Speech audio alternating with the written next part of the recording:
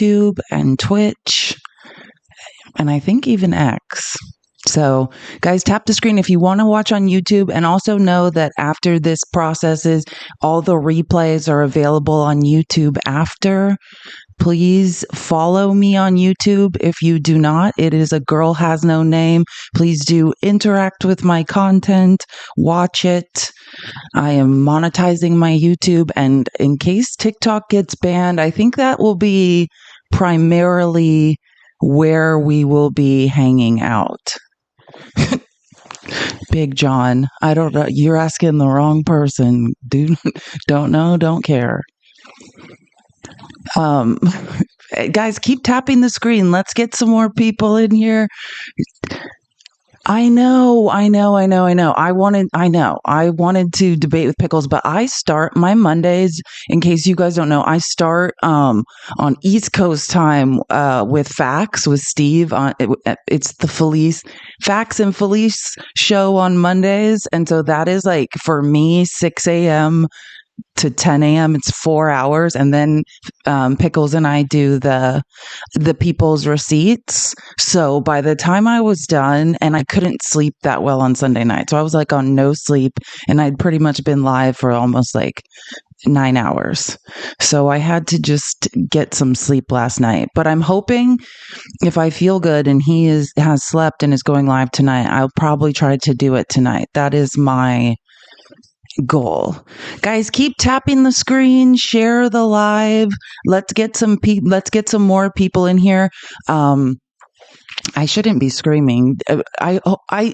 Mandy's going to be joining. I know she took her migraine medication about like 30 or 40 minutes ago, and I'm hoping she's okay. If she's not, I told her don't join. She's like, it's okay, I can join. And I'm like, oh my gosh, migraines are the worst. I had a period in my life where I got migraines. It was horrible.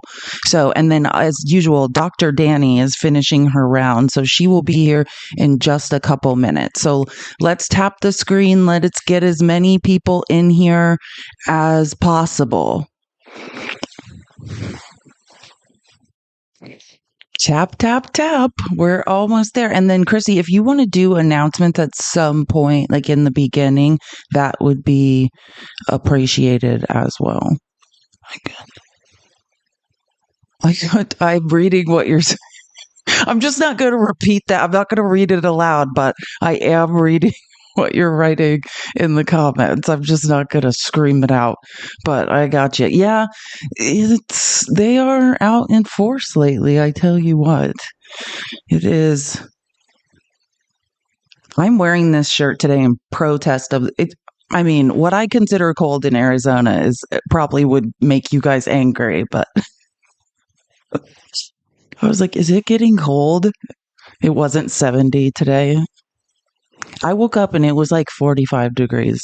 It's not anymore. Don't get me wrong. Arizona heats up fast. I know. Someone was like, I hate you for your tan lines. I'm like, it's not even that I'm like laying out. I just have melanin. I just walk around and I have melanin.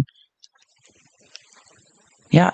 I walk 10 to 12 miles a day. That's why you'd be surprised what it will do for your mental health. My neurologist is like, you can take an antidepressant, or if you walk like, studies show if you walk like 10 to 20 minutes a day, like I take it way too far.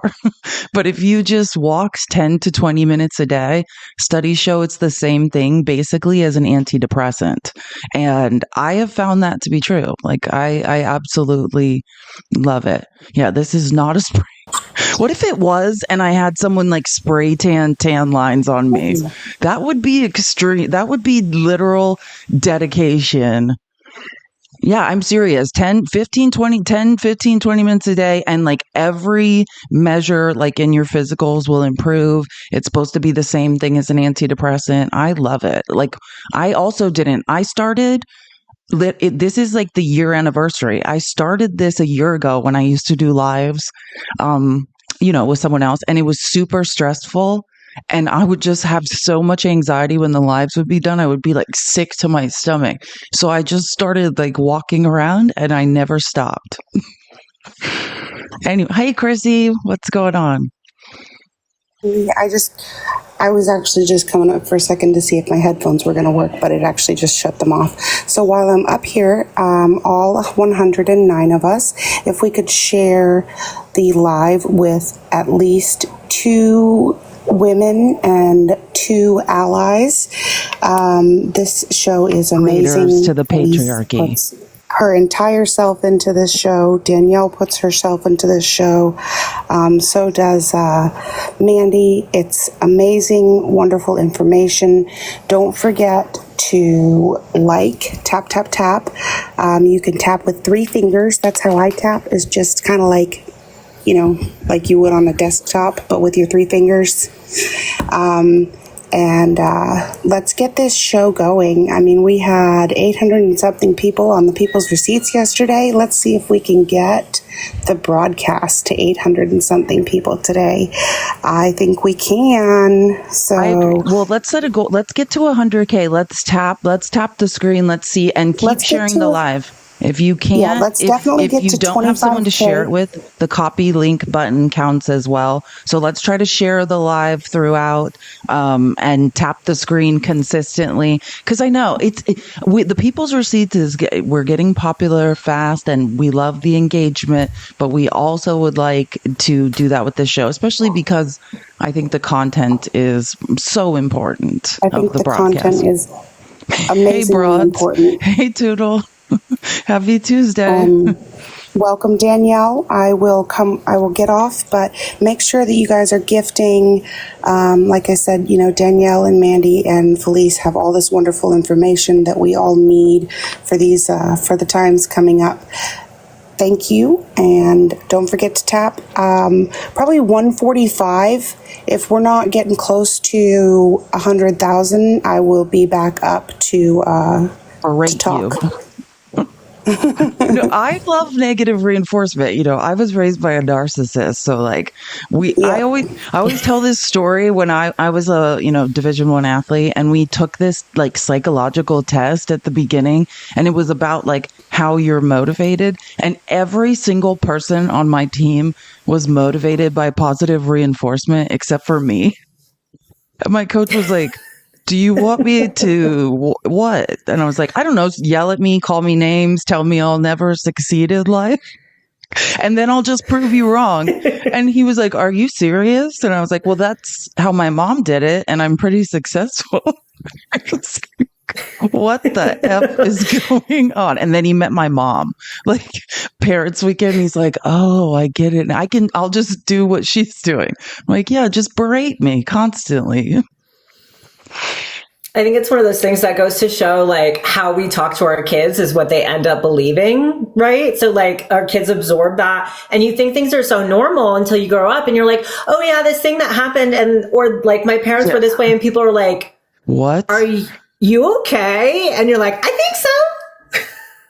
I know. And people were like, no, I don't want to be yelled at. I'm like, well, don't your guys' parents didn't just scream at you every time you made a mistake and write them down and be like, hey, you made 26 mistakes today and we don't love you as a result of that? And they're like, no.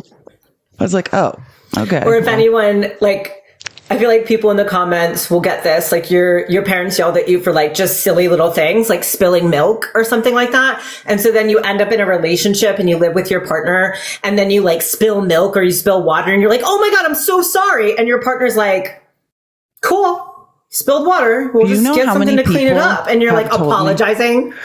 So many people are like, please stop apologizing. I've gotten better. After 6 years of therapy, I have stopped. But I used to be, in my 20s, I'd be like, I'm so sorry. And they'd be like, what? I'm not going to hit you. And I'm like, oh, that was a past life. I'm sorry. That was a past life.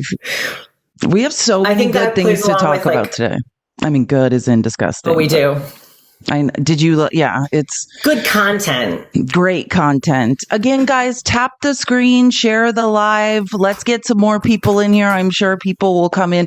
It's tough at this time, but Dani is an actual doctor and has a real job. So we have to fit this in between her clinic times. And we're so thankful she can be here. I actually hope Mandy does not join today. She's sick. She has a migraine. And she has a migraine. Poor, yeah. So I think we should just get going and hope. I hope she doesn't come. Like, I'm the same way. I'd be like with one eye closed, like trying to block the light and still be here. But there's nothing worse than a migraine. I used to get sinus migraines. Oh, they're terrible. And at this time of year too, like with the barometric pressure changing and everyone's got sinuses and allergies and things going on, like it's particularly bad. Scientists, doctors, actually real things. I was just going to be like, my face hurts sometimes. But there you go. The barometric pressure changing. Okay. I subscribed to Tulsa World so I could read this article, by the way. And I'm glad I did. It was only like $1 for 3 months. But you sent me this article and I looked into it, which is a bill, it's about this bill that's been brought in Oklahoma. It modifies Oklahoma's abortion law, and it basically gives a fetus, a clump of cells, if you will, the same equal rights to a woman in the United States of America.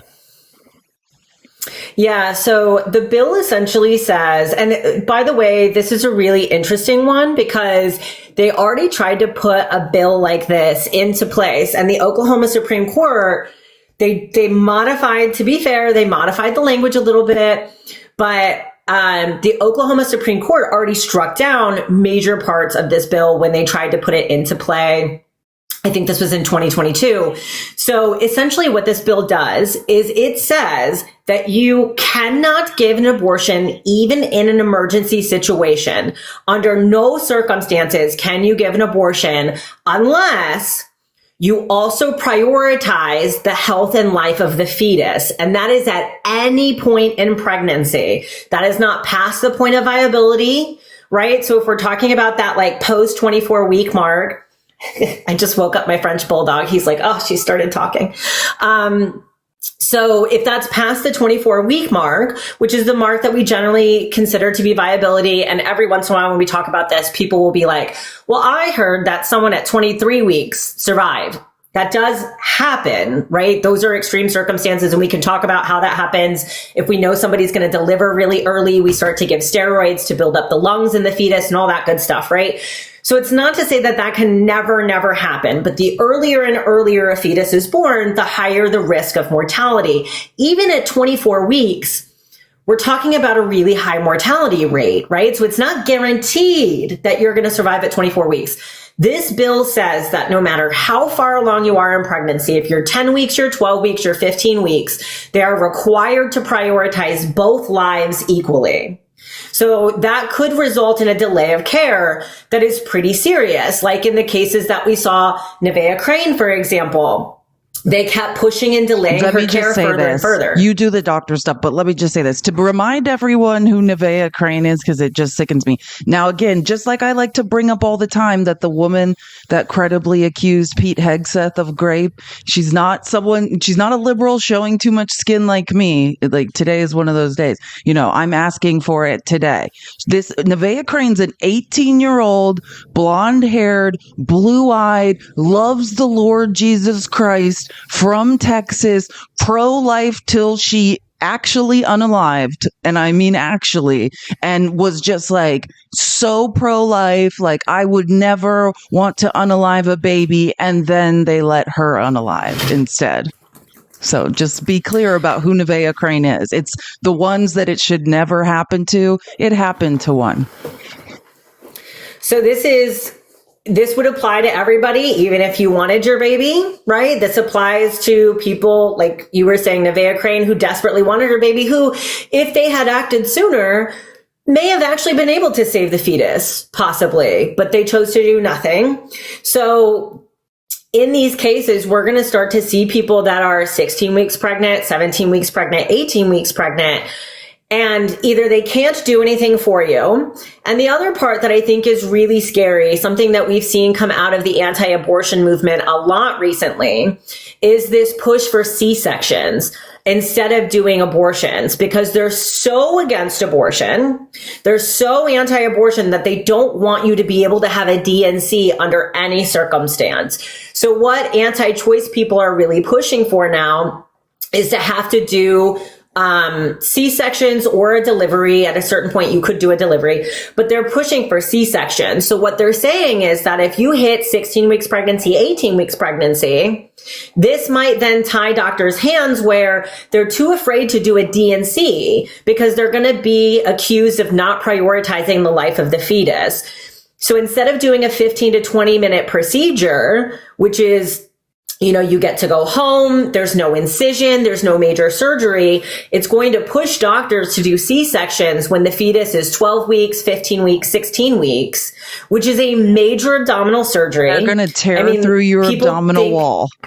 You're not going to be able to breathe, sit up. You're not going to be able to vacuum. You can't make your own food. Like, good luck coughing, by the way, for the next couple weeks. Can't do anything. So I strained my abdominal muscle, they called it a partial tear in college. And I just remembered, I literally could not expand. I could not breathe without severe pain. Or if anyone's had a laparoscopic surgery, you've had laparoscopic surgeries are when we make teeny tiny cuts usually at various points in your abdomen, either looking for endometriosis or looking for cysts or sometimes tumors, but often they're looking at your spleen, they're looking at your pancreas as well. You can do laparoscopic surgery to remove the pancreas. Any cut into the abdominal wall hurts like a mother. And there's 7 layers that are cut through when you have a C-section. It's not just, there are 7 layers. We're talking about skin, subcutaneous fat, muscle tissue, right? 7 layers. So we're talking about doing major, major surgery. By the way, having a C-section, people that have had multiple C-sections might have heard this before. It does compromise the integrity of the uterus a little bit. Right? Because we're cutting into the uterus or making a cut there that wasn't there previously, and then you're sewing it back up. There's a reason that we have people that have VBACs, which is vaginal birth after C-section. That used to not be a super, super common thing. Now we let people do it a little bit more if they're lower risk, right? There's also a risk of having multiple C-sections. The more you have, the more you could risk a uterine rupture or something like that. These are not health neutral situations. And because it's talking about childbirth, and in our society, we have this concept that your body was made to do this. And so it's fine. Everything's fine. Pregnancy, C-sections, none of these are health neutral. Every single thing increases your risk for complications, increases your risk for negative outcomes. And just because we do C-sections every day, multiple times a day in this country, doesn't make them health neutral or without risk. Yeah. And if you're just joining us, guys, keep tapping the screen, just like on the people's receipts. I think we had 800 people in there yesterday, almost 900 at times. Let's keep tapping the screen. Let's get to 100K. Please gift Dr. Dani. I know you probably hate that name, but that's what I call you in my head. Dr. Dani. Mandy is probably sleeping right now. She had a migraine a couple hours ago, but had a lot of input in this show as well. If you're just joining us, I just want to say what we're talking about is Oklahoma. It's House Bill 1008. It's House Bill 1008. It is a House bill brought, this is going to shock you, by a Christian Republican man who has no background in medicine, because I've been looking into him. And he does, I think his name's John Olson, and he's a Republican from maybe Roland, Oklahoma. I'm sorry, I'm not very familiar with Oklahoma, so I think that's the city he's from.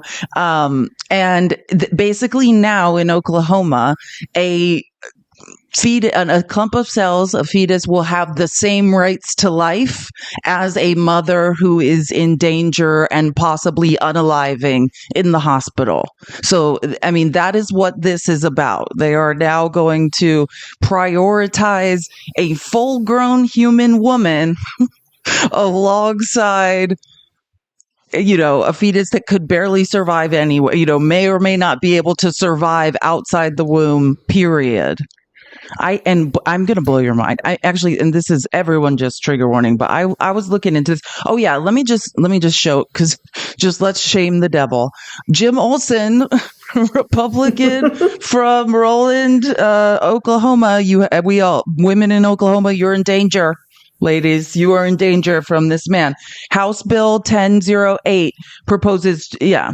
I mean, we kind of went over it. It's gross. But I mean, here's the language of it. Again, this is in a publication called Tulsa World, and I was struggling to find people reporting on this. I guess in Oklahoma, this is not a big deal.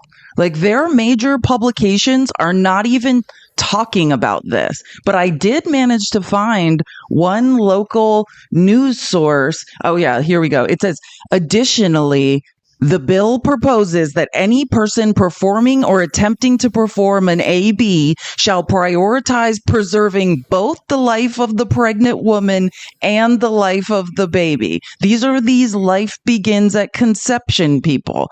And we're talking about clumps of cells. Like someone's having a miscarriage, like, you know what, the same way, who are going septic and just need a DNC. And they don't know, and doctors are just like, well, I guess that's a person in there now. And this is a person. And if I do anything to hurt one or the other, I could be charged with a crime. So I'm just going to sit here. And I believe it's like $100,000 fine or something and a felony. Cause I could not, when you sent me this, I lost my mind. But wait, I found this. This is going to be sickening for everyone. Wait, hold on 1 second. Prepare, Felice. I'm just telling you, this is going to be gross. The man, they got him on camera. This man, they got him on camera, and it's gross on every level. Oklahoma already has one of the strictest abortion laws in the country. It is more difficult here to get an abortion, but here's a new bill right here. Now, it's going to change the language when it comes to exceptions. It's going to specifically cite that abortions can only happen to preserve the pregnant woman's life. Now, I spoke to someone who says that this is going to be dangerous for women. And remember what that means, right? Like that's why people are unaliving in Texas and unaliving in Georgia. And they changed that. It was like if the woman's life is in danger, and now they've changed the language to preserve the woman's life, like meaning they have to be on the brink of unaliving. But what Dr. Dani has taught us, and what we know, is when you're dealing with sepsis, when you're dealing with the onset of infection, nobody knows when that is, when too far gone is too far gone and they can't save you anymore. Right, Dani? Thoughts? Yeah, sorry, I didn't know if we were going to continue playing. So there's two big pieces here to pay attention to. And Felice, if you can flip back two things. It said one more before that where it says A and B. Mm-hmm. There we go. So look at A there. A person shall not purposely perform or attempt to perform an AB except to save the life of a pregnant person. This is how Nevaeh Crane got in trouble. This is how Amber Nicole Thurman got in trouble. Candy Miller didn't go to the hospital. She stayed home, right? But could have gotten in trouble had she gone to the hospital, because where's that line?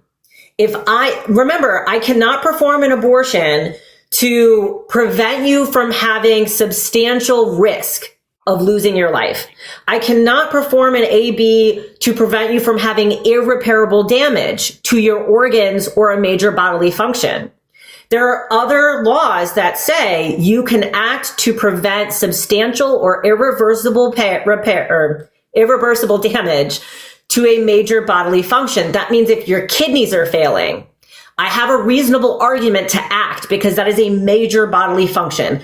Doctors still aren't acting. It's still resulting in a delay of care. But if your kidneys are failing, if your heart is failing, look up the case of Yenny Alvarez in Texas. She's not being talked about much. She unalived in 2021.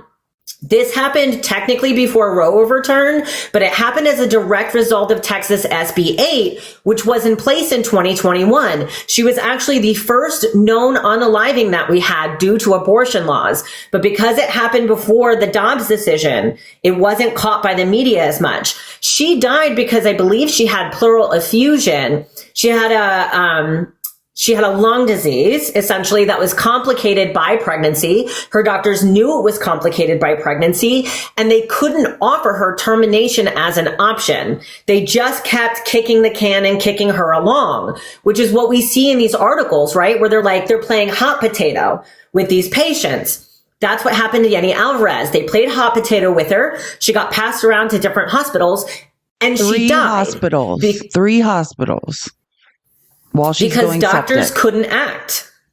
Doctors couldn't act, right? So like in these cases, if I cannot perform something to prevent substantial damage to a major bodily function, that means if you get cancer, I had a patient come in for an exam and something is wrong, right? Like I refer them out, I send them somewhere, like you need to go get this stuff checked out.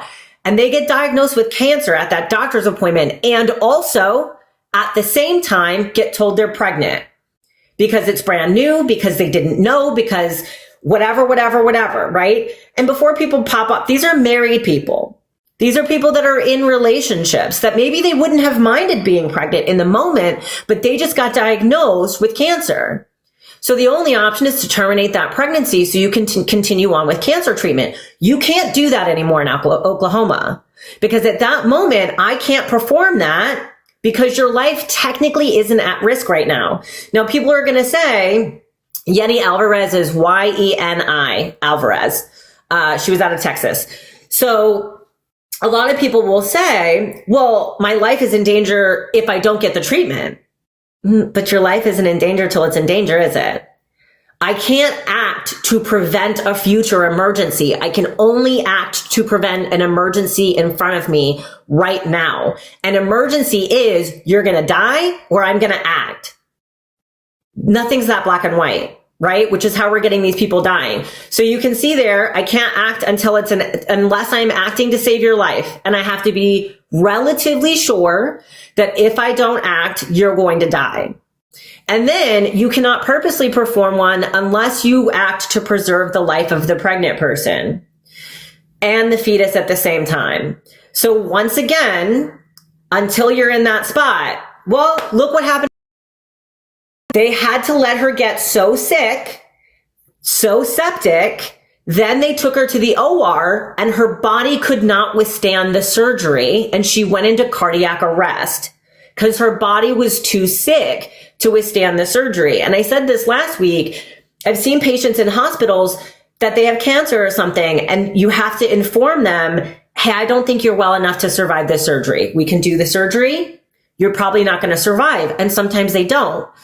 Your body has to be so healthy to go through the stress of a surgical procedure. That's why you have pre-op care before you go have a surgical procedure. We have to make sure you're going to come out the other side and your body can handle the surgical procedure. This is what's going to happen. This is how these women are dying because of laws exactly like this. And rather than Republicans looking at this going, oh, the way that we're wording these laws is a problem, people are dying, they're saying, let's put in more laws like this. Let's make it more technical. This is an amendment to you know what I mean? Basically, this is changing the wording of Oklahoma has one of the strictest AB bans in the country. Right. And then they have changed the wording to make it even more difficult for doctors to act by saying, hey, it's not just if the life of a woman is in danger. It's only to preserve the life. Like we are on the brink of unaliving and you're preserving. And in addition, while you're trying to save the life of a full grown human woman, you have to equally respect the life of a clump of a fetus, a clump of cells. Like, I mean, we're at different points in these, right? Like it's not like Amber Nicole Thurman was far along, right? Like she had already taken the AB pill. She was just septic inside her, had an infection. There was no life, is what I'm trying to say, to protect, but they were just terrified and couldn't do anything. And they let her deteriorate, go septic to the point where she could no longer survive in surgery. So, I mean, that is the reality. Let's listen to this. Now, to the man who has made this bill and written this bill in Oklahoma, the state rep, they got him to come on a local news show, and I found the clip, and it's disturbing. Oklahoma already has one of the strictest abortion laws in the country. It is more difficult here to get an abortion, but here's the new bill right here. Now, it's going to change the language when it comes to exceptions. It's going to specifically cite that abortions can only happen to preserve the pregnant woman's life. Now, I spoke to someone who says that this is going to be dangerous for women.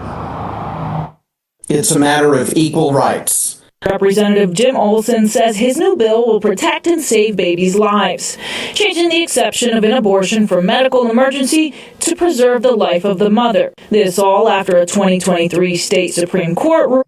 Do you get that? Women are in a medical they're like, oh no, women can't get care anymore if it's just a medical emergency. Death's door. They've got to be on death's door. This is a man who is not a doctor and clearly doesn't understand medical care and how infections work. To only protect abortions in life-threatening situations. The mother absolutely has a right to life, and also, as much as possible, and if at all possible, the baby also has a right to life. So we want to recognize both of those very critical rights. But OU political science professor Melody Rowlett says it's not that simple. This is very clearly signals that women are not first-class citizens. The changes also include a fine of $100,000 for performing an abortion, along with a felony charge. And so doctors are going to say, I can't do that. I can't go to jail. And so you're going to find that fewer and fewer doctors are going to be willing to even attempt to save women's lives because their own life and liberty will be at risk. Rowlett feels this could lead to more deaths from an abortion as a result. So do you think this, if it becomes a law, do you think it could lead to the deaths of more women then, though? Absolutely not. No. And the concerns over this abortion bill don't end here. There are also concerns over... Did anyone hear the unqualified man to speak on medicine? Like, do you think this could lead to the unaliving of women? No.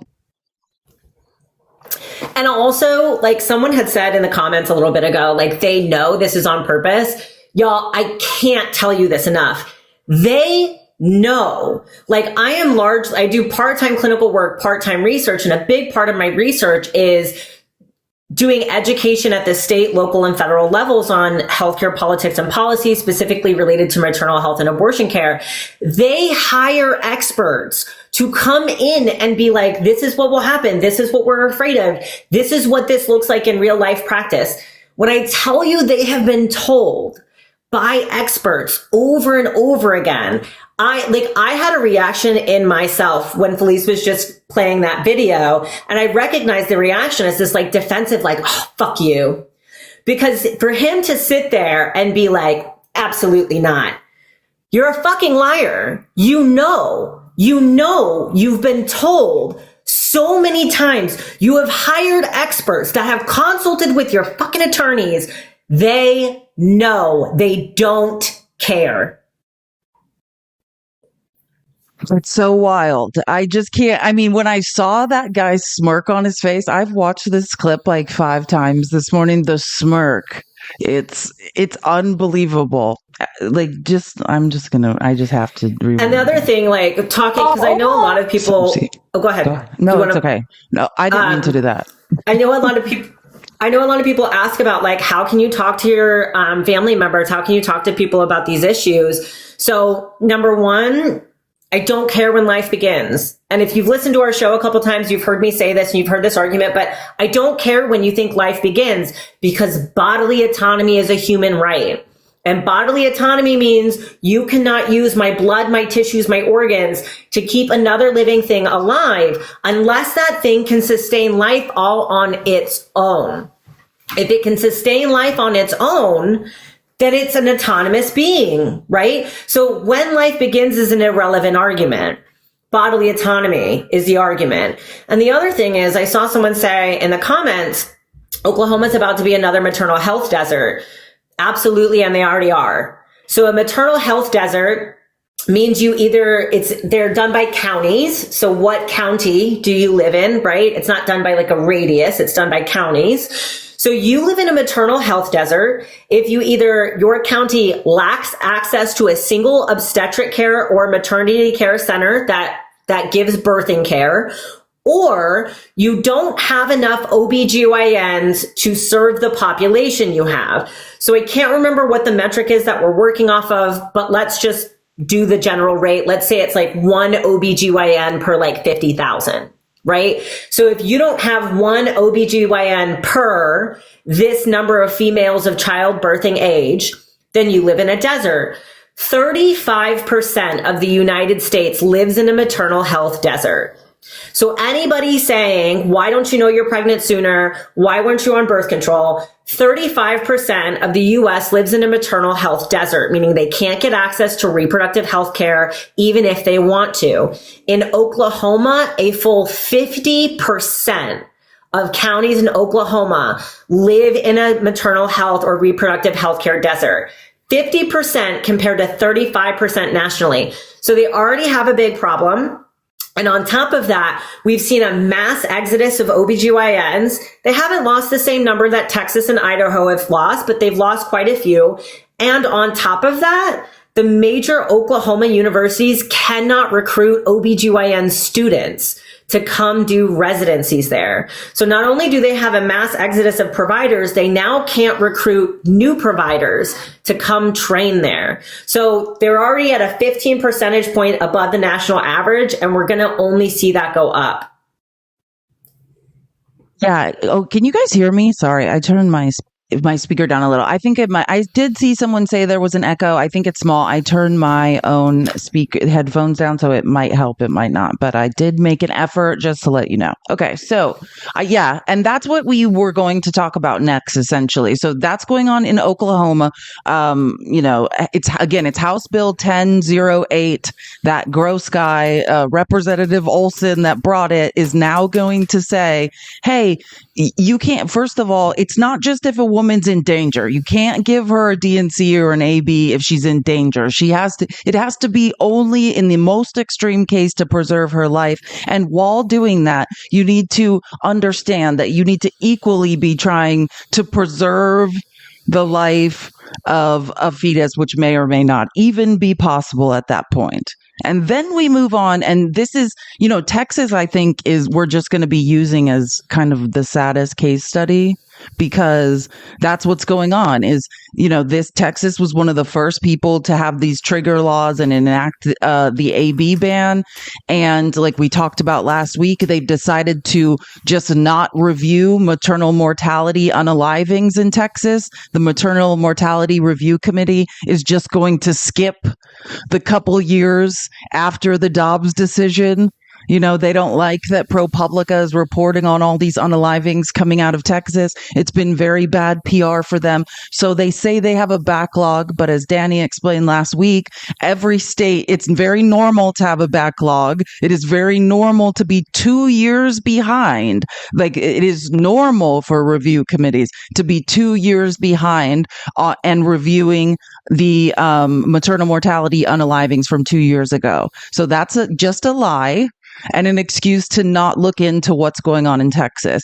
We'll get into it if there is time. We were talking about it, like the preterm births are happening at a higher rate, like babies being born before they're supposed to. Infant mortality rates are growing in Texas. Maternal mortality rates are skyrocketing. And as well, just to speak, and this has been reported on, you can look up what's going on in Texas. I mean, this is a maternal desert.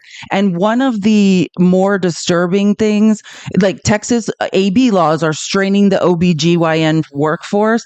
I just wanted to cite some of the things that were being said in this study. Like, they basically, so they sent this to OBGYNs that are registered.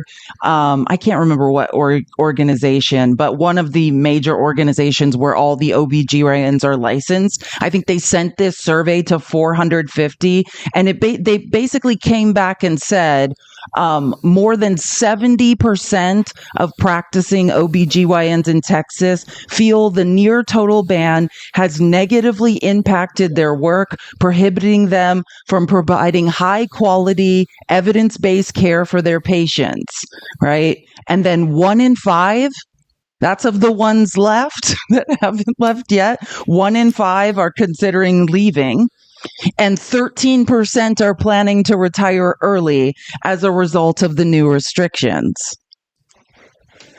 And it disproportionately is, and this is what we know about maternal mortality. The more I research this, the more sickening it is. It's disproportionately affecting the Hispanic population, the Black population. I think we went over as far as maternal mortality for the Black population. They're about 3 times more likely to unalive in childbirth, and that's regardless of upward mobility. Oh, you're a rich Black woman? Doesn't matter. Apparently that won't even save you. Money won't save you. You're just more likely to die in childbirth. It's even worse I'm indigenous Mexican myself. For indigenous women, the rate is even higher. And like I said, this disproportionately is happening in rural areas. Let me see if I screenshotted it. I was noticing they were saying, here it says, here's a disturbing statistic. Let me see if I can make this big enough so everyone can see and I can read it from the screen. Yeah. By 2030, Texas is expected to have 15% fewer OBGYNs than is needed to keep up with demand. Many rural areas are already beginning to feel the effects of these shortages. More than 45% of Texas counties are considered maternity care deserts, meaning there is no doctor to see during your pregnancy and there is nowhere to give birth. Texas ranks 50th. Now, how many states are there? Just remind me. Texas ranks 50th and the District of Columbia for women's health. That's according to the Commonwealth Fund. They are dead mother effing last. Guys, keep tapping the screen, share the live. Please gift Dr. Danielle and thank her for being here. We so appreciate it. This is my Cash App and Venmo. If you have a question, tip, concern, whatever the message is. Oh, perfect timing, Chrissy. I'm doing your job for you. I'm sorry. I know, it's okay. I was just about to come. It's 1:45. I do see that we are growing in numbers a little bit. All 250 of us, I definitely think that we can get to 100,000 here pretty quickly. I set out a little competition because I sat there and tapped and I got 645 likes in 60 seconds. So I want to see if anyone can beat me. Let's see if we can do that. I think we can get to 100,000 likes definitely by 2:15. If not, I think we're going to lose general comments for 5 minutes. But I will be tapping right along with you. Let's keep those comments and taps and gifts going. Thank you all. Thank you so much, Chrissy. So you can see here it says maternal mortality in Texas increased in 2020 and 2021, the most recent data available before the state banned nearly all ABs, reversing several years of progress. Infant mortality, there's a Johns Hopkins study that I've been poring over, which is also disturbing, is increasing faster than the national average in Texas, which they also attribute to the AB restrictions, meaning there are times, I'm speaking like I'm a doctor, but you tell me if this sounds right. I'm going to say it simply and then you can expand. From what I've read in this Johns Hopkins studies, doctors can identify certain issues with fetuses while a woman is pregnant where in states where ABs are legal, they would say, hey, there's a chance your baby's not going to survive after birth. So you might want to think of ending the pregnancy now because it's going to only get harder and worse. And in Texas, they're forcing those babies to be born and then they are unaliving.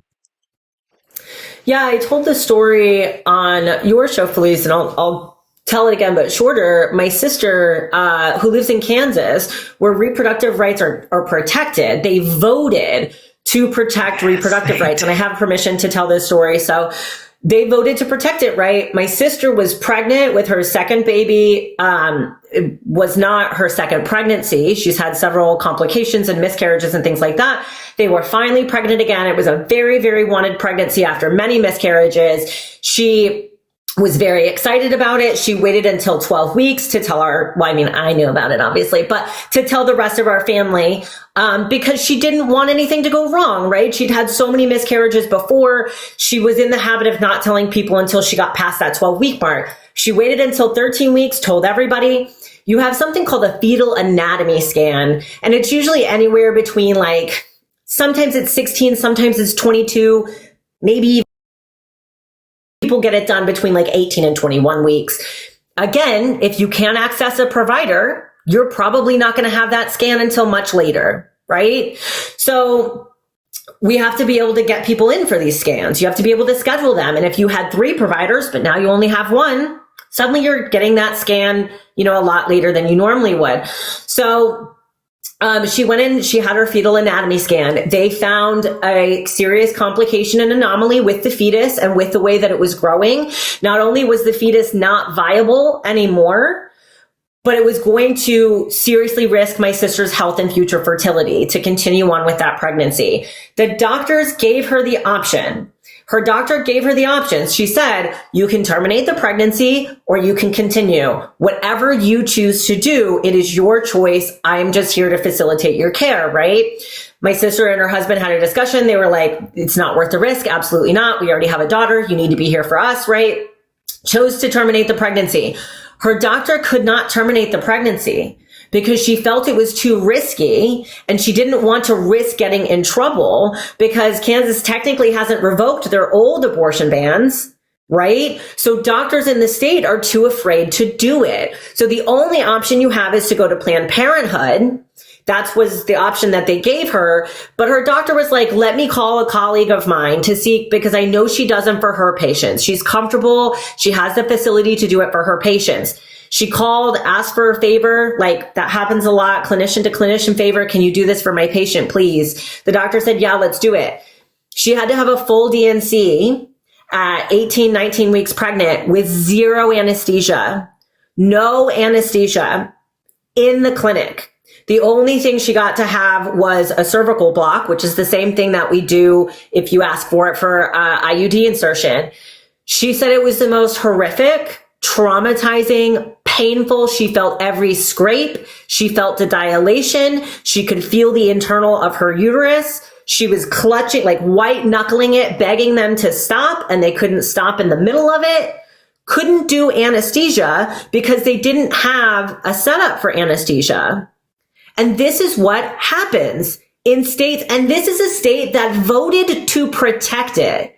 When I tell you I was sobbing to my partner and so fucking angry when I got off the phone with my sister, and she didn't know until she got there. She's a nurse practitioner herself. She's not unaware.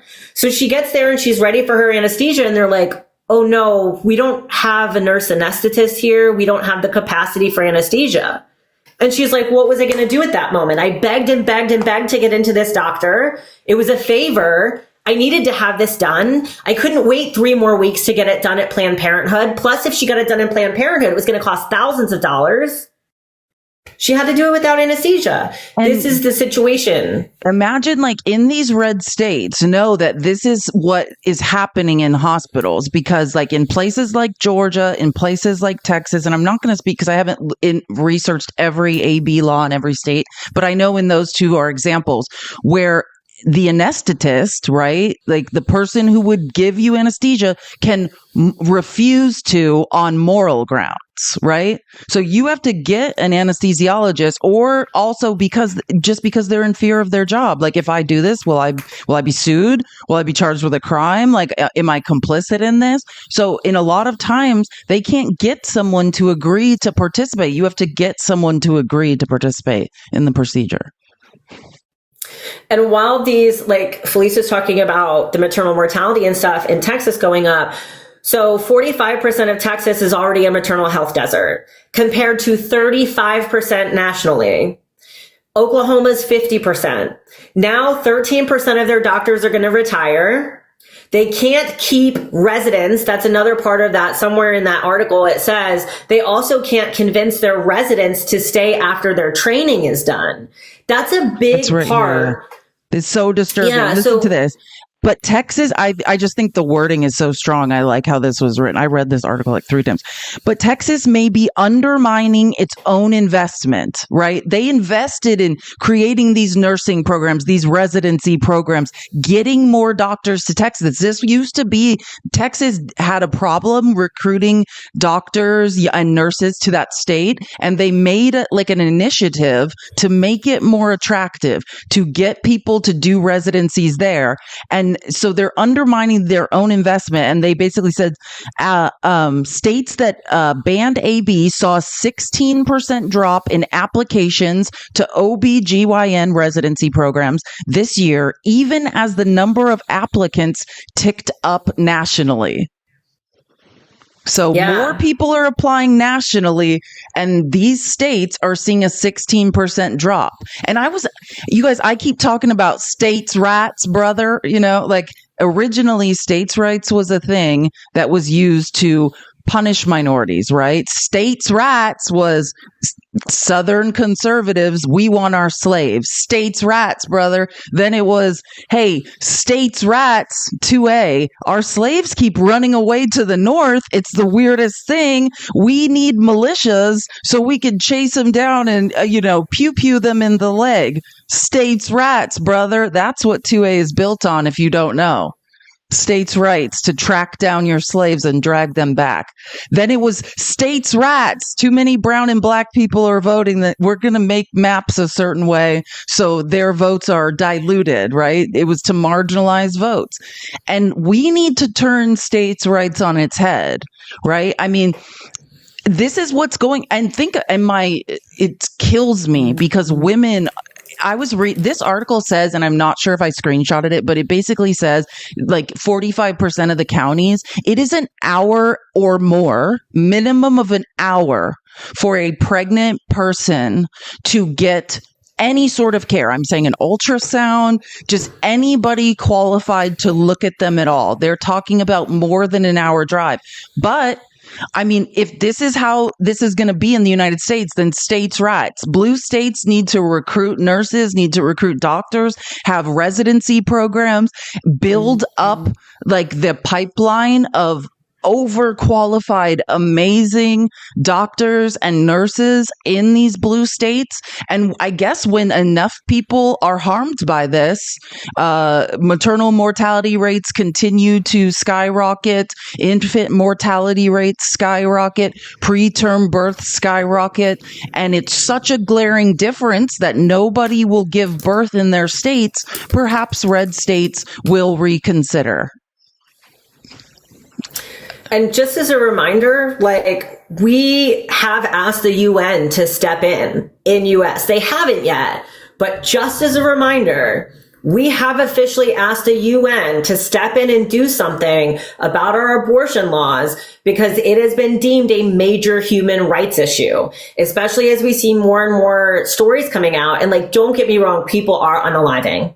We only know about a handful so far, but there are so many that we don't know about. Like, this is how big of a deal this is. It takes like an act of the goddess to get the UN to like actually do anything, right? But this is indicative of how serious and how bad this is globally. And I think people on this show have heard me say, like, I work overseas. I've worked in Spain, I've worked in London, I've worked in Asia, and countries are looking at us going, what the fuck is wrong with you guys?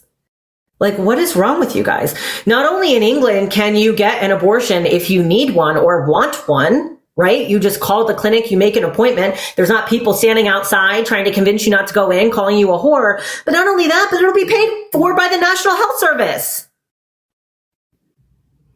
God, I was just reading, we'll get to that article because I was just reading about a poor high school girl who that was happening to. I mean, it is welcome to America. And we talked about this.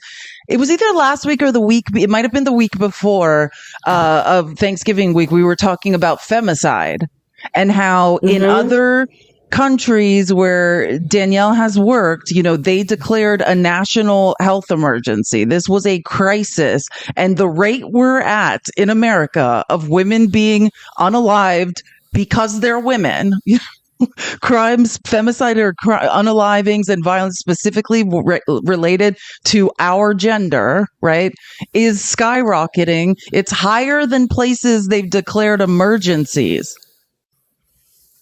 Yeah, so Puerto Rico in 2021, which is part of the U.S., I know, before anyone comes for me, I know, but they're not a state that are considered in the 50 states. So Puerto Rico in 2021 declared a state of emergency due to their femicides.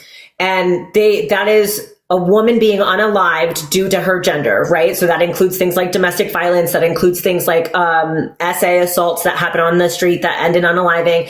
So Puerto Rico declared a state of emergency, and that influxes research and dollars to the issue, right? So part of a job of a researcher is to go in there and say, why is this happening, right? Why has your rate increased so much? And unsurprisingly, Hurricane Maria had happened in 2017, demolished a big part of the island. Their infrastructure was suffering. Their electrical grid was suffering. People were sitting in poverty, not having food, not having water.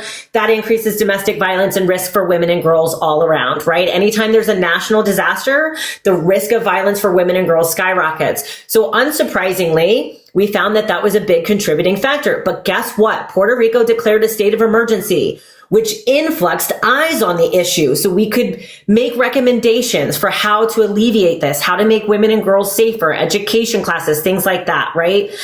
Puerto Rico did that in 2021 when one woman was being unalived every 3 days. The UK, just a couple weeks ago, just 3 weeks ago, declared a state of emergency for femicides. What was that? One woman was dying every 3 days. Same rate. Now, that's not a known rate. That's not something that we go off of. It just so happens that they both had about the same rate of people being unalived. In the US, 3 women a day. 3 a day. And we don't even recognize it as a thing. As a country, we don't even recognize femicide as a separate crime, and the vast majority of other countries do. And imagine when, 4 days a week I'm in here, we're talking about general politics, things that, involve men. And there are 5 times as many people in here. Do you know what I'm saying? This is, women are unalive in silence. Women suffer in silence. We cannot beg people, cry, scream, kick, beg somebody to care about women's issues. And that's what's going on here. That's why I say tap the screen, share the live, support creators who will talk specifically about women's issues, because you are punished for it on the internet. This isn't sexy. This isn't interesting, right? Half the population does not care. And, often the lives are, shadow banned. It's not promoted. And yeah, to me, this is my favorite part of the week. I mean, it's painful to talk about, but to me, this is the most vital crisis in America. And you cannot beg people in America to care about this. Just to expand about and remind people what we talked about with femicide, I disappeared into South America for a while when I really got tired of American capitalism and other things. And that's when I realized, femicide is a huge issue there because there's so much political unrest, because America's always doing coups. We're putting economic sanctions on countries. So because of that turmoil that's constantly churning, exactly what Danielle said, when there's unrest and political turmoil, war, things of that nature, women become more vulnerable to violence and crime. And so they actually legislate this now in most South American countries. Femicide is a crime, a mitigating factor. They have tacked on punishments for it. The United States doesn't even track the data of it. We have to patch together data from like different sources and try to estimate like how many women we think may be unaliving from femicide. We can't even get them to put a checked box on forms for it. And before, like, there's always people that end up being like, oh, well, more men are violently unalived every year. 40% globally. It's estimated globally. This isn't in the US, but the US tends to be, you know, the best. Brazil tends to have the highest femicide rate, in case anyone's ever curious, that they do tend to outweigh us in that. But now I lost my 40% globally. Unaliving of women and girls, 40% is attributed to femicide. 40%. And that means that you were unalived solely because of your gender. It's a hate crime is what it is, right? It's a hate crime, but the US does not recognize it as a hate crime, whereas other countries do. 40%. And by the way, when men are unalived, it's usually by other men. So this all around is a male violence problem. Amen. That's, yeah, exactly. When we were talking about this 2 weeks ago, it's all coming back to me now. Somebody, a man, that comes as a shock, was in here and basically saying, well, how many men are unalived? Yes, sir. That is true. More men are. That is men on men crime, man on man crime. And then we're talking now about man on woman crime, right? Like, it's like Danielle always says, right? There is misogyny, you know, is this disgust for women, but what is what is that word again? Why is it escaping what is it called when women hate or dislike men? Internalized misogyny? No. Misandry. Misandry, yeah. But misogyny is, you know, men's ire towards us, but that involves things like femicide, violence, fear. Misandry is women just wanting men to leave us alone, right? We're not disproportionately committing crimes against men. There's no statistical correlation. It is not a crisis, but yeah, I'm just drawing out the never-ending hypocrisy of men. Men commit crimes against men. Men commit crimes against women. That's the reality. This is just back to what we... Oh, sorry. Oh, go ahead. No, go ahead. I was just going to go back to the situation. We're talking about the maternal desert. Wait, did I say that right? It's a maternal desert? Is that maternal health desert. Maternal health desert. I was like, I know I'm missing a word. Or a maternity desert. You could call it like that if you wanted to. Yeah. So this is, again, we're talking about the maternal health desert that is quickly forming or has formed and is growing in Texas. And they were surveying residents who are fleeing. And they said almost 60% of surveyed residents said they were considering the new laws when deciding whether to stay in Texas after residency. And of that group, half said they were planning to leave as a result. And remember, I said, particularly in rural areas, like 45% of Texas counties, there is no place for women to go to the doctor. We are not talking about for a D&C or for AB. We're talking about for ultrasounds. We're talking about any type of care, of OBGYN care. It is over an hour's drive to see a doctor for women's health. And they're talking about like medical residents, right? So not only can you not recruit new residents to come in, so in your last year or as you go into your last year of residency, you do something called match, and it matches you. So you apply for different residencies, you go around, you interview. It's a very expensive process, often a very privileged process, right? They're doing a lot more tele interviews now because of COVID that happened, and that's continuing, which is great. But when you go to interview, if anyone's ever interviewed for like med school or grad school or something like that, you go in and they ask you questions about how you're tied to that community, or do you plan to continue staying here after you're done practicing? That is one of the things that at the end of med school, I might have misspoke there. At the end of med school, you are applying for your residency, right? So you're doing a match for residency. Thank you. they ask you questions like, do you have family that live in the area? Do you have any specific ties to the area? Have you ever been to this area? Why are you applying here? Right? Like what's drawing you here? Is it a specific research, or do we have a specific fellowship that you're looking for?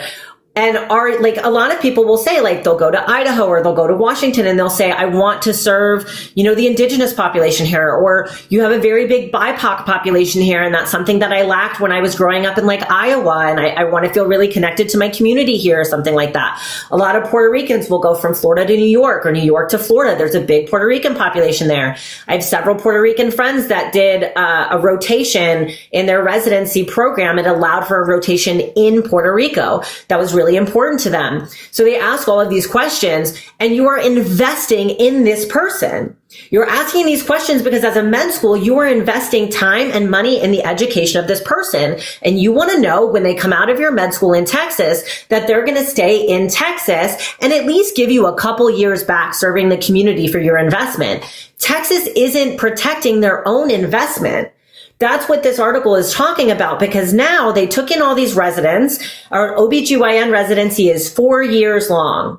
So if you applied and you entered in 2021, you're not done until 2025, right? So people are still in Texas going through their residencies they operated in Texas before the abortion ban went into effect.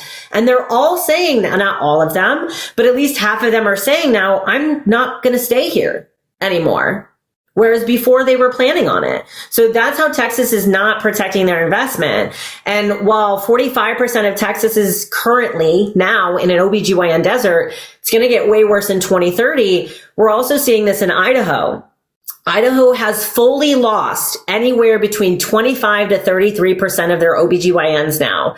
For the entire state of Idaho, which by surface area is a very big state, right? Not by population our biggest state, but it is a large state. There's about 210 OBGYNs for the entire state of Idaho right now. That's insane.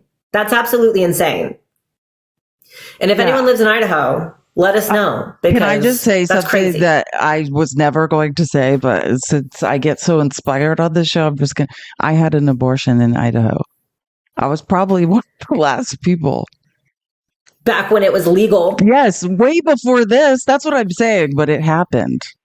They Middle used finger to to you, provide Idaho. women health care in Idaho. That's all I'm trying to say. And now look at it. It is, you can't even recognize it. Like I wasn't good. I'm just looking because when you were just talking, I was just thinking I was like, is it worth it to go look for it? And then I'm like, yes, I should, because this is something we didn't really touch on when I had it up. Here we go. I just found it. Here, let me show you guys. This is an article I think everybody should read. This is not in today's outline. This is actually my browser.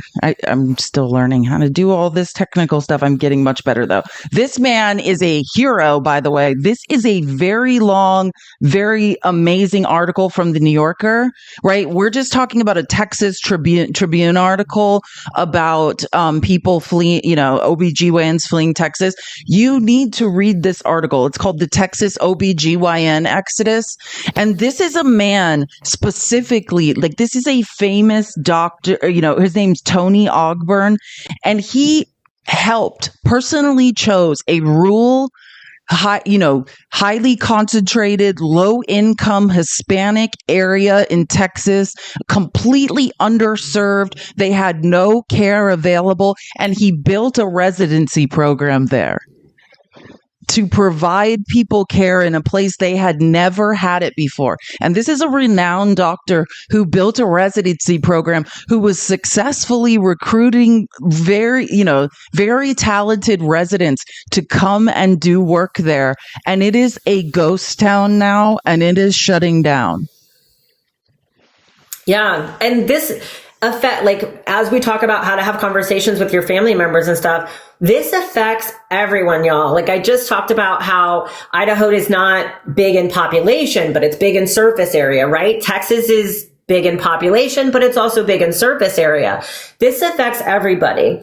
So what if you are pregnant with a very, very wanted pregnancy, right? and all of a sudden you start hemorrhaging at home, or you start leaking like fluid. And you're nervous, you're scared, you need to get to a hospital. Maybe the hospital could help you. Maybe they could save the pregnancy. Maybe they can give you care, put you on bed rest, give you fluids, whatever it is that you need. Or what if you have like preeclampsia, which is a really, really serious condition that you can die from. It has really high complications. It's one of the most fatal conditions that you can have in pregnancy, gives you high blood pressure, you're at risk for stroke. Do you really want to be 3 hours away from the nearest hospital that can provide you obstetric care? Do you really want to be 3 hours away from the nearest OBGYN? Because that is your reality in Texas. Idaho, some people are 4 hours away, 5 hours away. Some people are only an hour away. Okay, you're only an hour away. That's a long way away when you are in a medical emergency. Yeah. When you're losing blood, when your blood pressure is sky high and you're about to have a stroke, right? Like, now you can call 911. The ambulance can try to get you, as stable as they can. And then you've got an hour-long drive to get to that hospital, right? Like, even if you never want an abortion in your life, you may be affected by this. Just like Nevaeh Crane. Hey, Jen, I saw you requested twice. What's going on? Oh, yeah. Hi, Felice. Hi, Danielle. Thank you guys so much You're amazing. for doing what you're doing. I had a question because as we're talking about all these statistics, which are, of course, extremely concerning, and Danielle, maybe this is a little more geared toward you, but maybe for both of you, it reminded me of an article I read back in October that this new administration is threatening, or was at least threatening, Deloitte, right, with major contracts. And Deloitte is, for anybody who doesn't know, one of the big three. They're one of the largest accounting agencies in the world. They do huge external audits for corporations.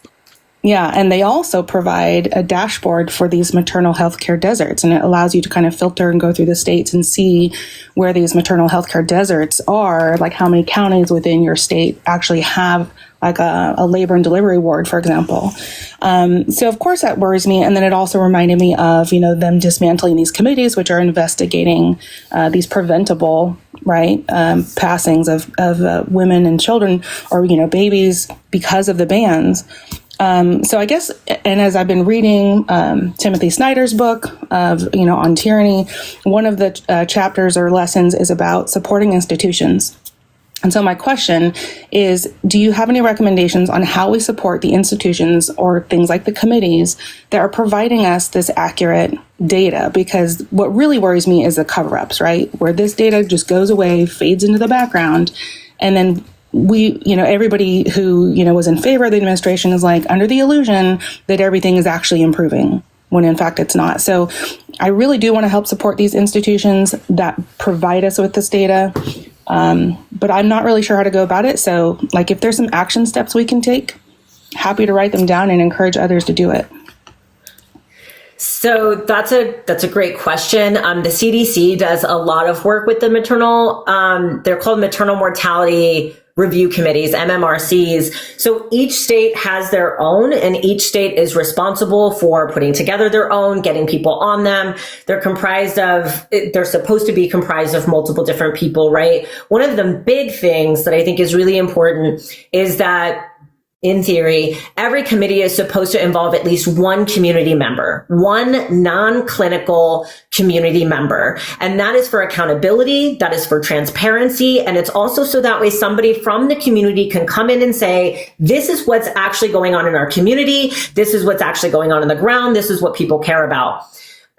Georgia and Texas, I think both, it could be wrong, but I think both of them have done away with the community advocacy position on those committees. So that's a really big deal. That was one way that they were still accountable to the to the community, was to have community members, at least one, sometimes more than one, on the committee. So if you are in a state, all the other states other than those two, see how you can get involved in your maternal mortality review committee. Ask them if they're looking for community members to be on the committee. Ask them if there's anything that they need volunteer wise from that. You should be able to Google maternal mortality. I'm going to look this up after this. And they may tell you there's nothing, but they may also give you information like, here's how you can stay involved. Maybe they have a newsletter. Maybe they're looking for community advocates next year, not this year. So they maybe give you a whole lot of like information and stuff like that. You should be able to Google Maternal Mortality Review Committee, Florida, Washington, your state, and it should be populated. It should be run by the health agency in your state. Center for Disease Control, they're a government organization, but then also the Center for Reproductive Rights. Center for Reproductive Rights does a lot of help for these lawsuits, like when they disband your Maternal Mortality Review Committee or when they try to prosecute people for the outcomes of their miscarriage. See them in the future being really big in legal advocacy, as long as the Trump administration doesn't undo them, with their removing funding from nonprofits and stuff like that. So those are the two big main areas, but it is a really good question. So I'll look up and see if there's any other way that you can support these committees in your states. Yeah, and I would just contact as well, because I used to do a lot of like grassroots community outreach and things for Planned Parenthood. And like I would say contact local pro-choice, non-governmental or NGOs in your area, and they will know as well, because sometimes you don't know exactly like, hey, I want to do something. I want to help that, especially in a hyper local way, but I don't know how. You got to just find one of those local advocates that's passionate, and they will know, in my experience, like where people are needed or how you can help, how you can support the cause. But that is such a great idea. I mean, any way we can get involved on a local level, like that is something I'm thinking about in Arizona as well. Like me, how I can get involved on a hyper local level and keep an eye on what's going on, because that is what it is. I mean, it sounds like, oh, I'm just some citizen on a committee, or maybe I just observe the meetings, but somebody needs to bear witness, obviously, to what's going on. I saw someone in the comments mentioned it. And yeah, because of somebody, they tried to do an investigation and catch the person who was honest about Candy Miller and Amber Thurman unaliving and that it was preventable, and they provided that information to ProPublica, right? And because of that, Georgia fired every single individual on their Maternal Mortality Review Committee in one fell swoop. They said, we can't figure out who did it. You're all gone. Right. And like we talked about, Texas is the one. Well, that's the one where I read it, where they're firing their local citizen who was allowed to, their advocate for the people who was on the committee. And they have also added, the Susan B. Anthony Foundation. That's like the largest pro-life foundation in America. And they've added, her name is Ingrid Skop, or she is like the doctor that, their representative that is now on that Maternal Mortality Review Committee to give the pro-life perspective, I guess. But this is just further talking about, and this is almost a slap in the face, and I feel grossed out about it. This is actually just speaking about, so Texas legislatures who, they tried to get rid of him. And the day I thought I would start speaking in a positive way about Dade Phelan, like, if you don't know, do you know who Dade Phelan is? This is what it's come to. Another felon. I call John Felon. Trump appointed someone to run the Navy who's never been in the military. He's just a guy who gave him millions of dollars. His name's John Phelan, but I call him John Felon. But Dade Phelan is, he's the Speaker of the House of the Texas State House. And I used to think he was an awful person, but now in comparison, he is the one that he's the Republican that tried to stand up to Ken Paxton, that tried to be like, hey, Ken Paxton is using tax dollars to pay for his mistress and other things, and maybe we should impeach him. And they tried to get Dade Phelan out. And this is a man who has a long storied history in the Texas state legislature. And he won. ended up going into a runoff. They had Texas billionaires donating to try to unseat him. They unseated almost every moderate Republican that stood up to Ken Paxton. Ken Paxton, if you don't know, is the attorney general who's responsible for a lot of these laws, for trying to get access to medical records, to try to prosecute people for leaving the state to get care, all sorts of, that's Ken Paxton. Dade Phelan tried to impeach him on corruption and fraud grounds. He was not successful. So Dade Phelan is, let's say, what they would call in the MAGA world a rhino.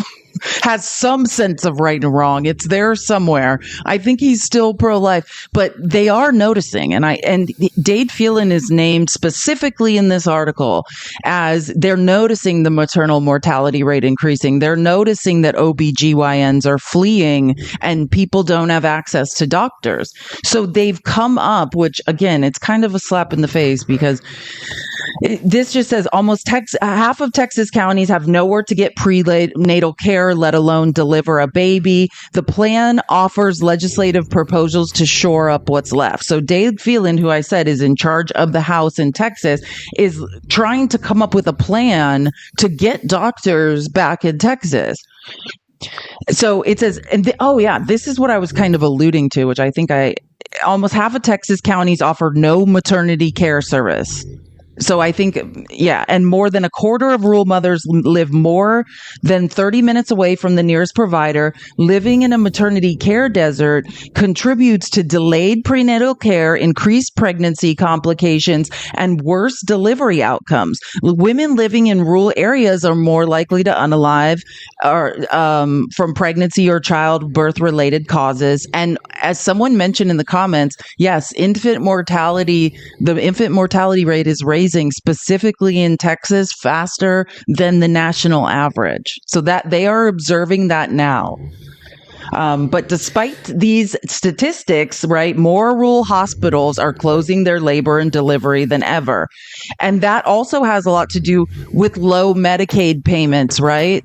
But Texas is one of the states that won't do Medicaid expansion. This is one of the few states left that will not get federal funds for Medicaid expansion. Republicans vote against it. And so to build on that, right, we have watched before the Dobbs decision, right? So before AB even entered the conversation, we were already seeing a crisis in our rural healthcare systems, right? So Texas 25 years ago recognized that this was a really, really big issue. We have had the highest maternal mortality rates in any industrialized nation for years. And when I say the highest, ours are like 20. Like our maternal mortality rate is like 20, 23. The next closest country is like France or something like that. And theirs is like 8, a third of ours. And we've also been seeing for the past about 15 years, lots and lots and lots of maternity homes shutting down. Not maternity wards. That's the word I want. Lots of maternity wards shutting down. So people in the comments, quick poll, if you have had a baby, is the maternity ward, the hospital that you had the baby at, is that maternity ward still open? Is that birthing center still open? Because across the country, we have closed about a third of our maternity wards. And the reason is because, number one, mostly red states will not expand, right? They won't do Medicaid expansion, allowing Medicaid to cover more people. Medicaid in the United States is the number one, by far, the number one payer of maternity care. That means that the majority of people that have a baby in the US have it under Medicaid. So already we're not expanding Medicaid to capture more people. And also Medicaid decides what their reimbursement rate is for each individual thing, right? So as a provider, if I contract with Blue Cross Blue Shield, they might tell me, we'll reimburse you $200 for an assessment. Now, if I go to United Healthcare, they might say for that same assessment, we'll reimburse you $170. And then I might go to Medicaid and Medicaid might say, we're only going to reimburse you $120. Now, that's not true. Blue Cross Blue Shield tends to be one of the best payees. United Healthcare tends to be shit. Medicaid, for me and what I do, tends to be kind of right in the middle. For maternity care, it is one of the lowest things that Medicaid reimburses for. Why? Because women's health care is one of the lowest prioritized things in this country. So they reimburse at a higher rate for orthopedic care. They reimburse at a higher rate for things that mostly affect men. Cardiovascular care, things like that. But when it comes to OBGYN and maternity care, having babies, Medicare reimburses at a rate that is lower than the cost of care. Lower than the cost of care. So that means that if it costs me as a hospital $100,000 to provide you care to have a baby, Medicaid is only going to give me back $75,000. So for every pregnant person that I help give birth as a hospital system, I'm losing $25,000. If I'm a big hospital system and I do a lot of other surgeries, a lot of other care, I'm going to make up that money somewhere else. That's why you're still seeing these really big hospital systems still have maternity wards. But if I'm a smaller hospital system or I'm operating in a rural area and I want to cut costs, what is the biggest area I can close down to cut costs? The maternity ward. Because it bleeds me money. It doesn't make me money. Maternity wards do not make hospitals money. That's why they're closing. Not because they don't have enough providers. They were closing before that happened. So one of the reasons that we're having these maternity wards close is because it doesn't make us money. Yeah, and I want to just, I pulled the article open because you saying this, it's just jogging my memory of things I was reading that I didn't screenshot. And I want to get some of these out because that's exactly what it's about. So Dade Phelan, they're talking to hospitals, they're talking to residents, they're trying to figure out what's the best, how do we reverse this? Well, first of all, it would be to repeal the AB bans, right? To empower women to get that, to make decisions about their own bodies, to give women equal rights and bodily autonomy, just like men in this country enjoy. Guys, thank you so much for tapping the screen. Keep tapping the screen. You're doing an amazing job and we so appreciate it. So what I wanted to say here is just to speak on the Medicaid issue. So due to load Medicaid, okay, wait, oopsies. Here we go. We're reaching a tipping point where people are frequently more than an hour from routine prenatal care and more than an hour from a delivering hospital when their water breaks. There's no way we're going to get the kind of quality or outcomes we want as a state when that's the reality. So they basically went to Texas A&M Rural and Community Health Institute, convened more than 40 groups representing rural hospitals, healthcare providers, medical schools, advocacy groups, and nonprofits to create this rescue plan that they're going to try to pass in the Texas State House. So, and to ask them, what's the solution? What can we do? What type of legislation do we need to see to change this? And they said basically they need to increase Medicaid payment rates, incentivizing healthcare providers to work in rural areas, and overall, wait, I want to get the specific wording on the Medicaid thing because I think it's exactly what Dani was saying. Yeah, they call them code red proposals. So several of the top priorities focus on Medicaid, the largest payer of maternal health services in Texas, right? And remember, Greg Abbott is threatening to revoke Children's Hospital's Medicaid funding, who don't identify if they don't, for telling people they don't have to check the citizenship box on medical forms and they'll still help them. So I just want to point that hypocrisy out. But basically, as it relates to Medicaid and this plan to save maternal health care in Texas, they said Medicaid pays for half of the births statewide, but in rural areas, they actually cover 60 to 90% of births. Medicaid is primarily federally funded, but state administers the program. This plan proposes reimbursing rural hospitals based on the actual costs they incur delivering a baby rather than a set rate, and offering doctors fixed monthly per patient payments to cover the cost of preventative, primary, and maternity care needs. So exactly what Dani was saying. The plan is like actually pay doctors the full cost of what it takes to deliver a baby in rural areas, to incentivize them to continue doing it. So it's not a profit loss. Right. And you'll hear two things. And they're two different things. So just something to remember, expanding Medicaid expansion means Medicaid will cover more people. It means we allow more people to qualify for Medicaid. So we need Medicaid expansion because like Felice said, in rural counties, over 60% are being covered by Medicaid. It's the number one payer in all of Texas. It's also the number one payer nationwide. So we need Medicaid expansion, particularly for prenatal, postnatal, and maternity care. So Medicaid expansion, but then also increasing Medicaid payments. So that way hospitals aren't taking on maternity care at a loss. And I saw someone, I haven't heard this phrase in a while, but a bones and babies hospital. So basically what that means is you have So it means you have an obstetric. That's okay. It means you have an obstetric ward or a group of obstetric doctors that specialize in obstetric surgeries, or not obstetric, I'm sorry, orthopedic surgeries. We've been saying obstetric so much. Orthopedic. So like bones, you break your hand, you need a hip replacement, you need a knee replacement, right? So they'll have orthopedic, like a big orthopedic ward. And essentially the orthopedic ward funds the maternity ward because the orthopedic doctors take in a lot of money. Those are surgeries that take in a lot, right? So bones, we repair bones and stuff because that has a high payment and those surgeries are usually high cost.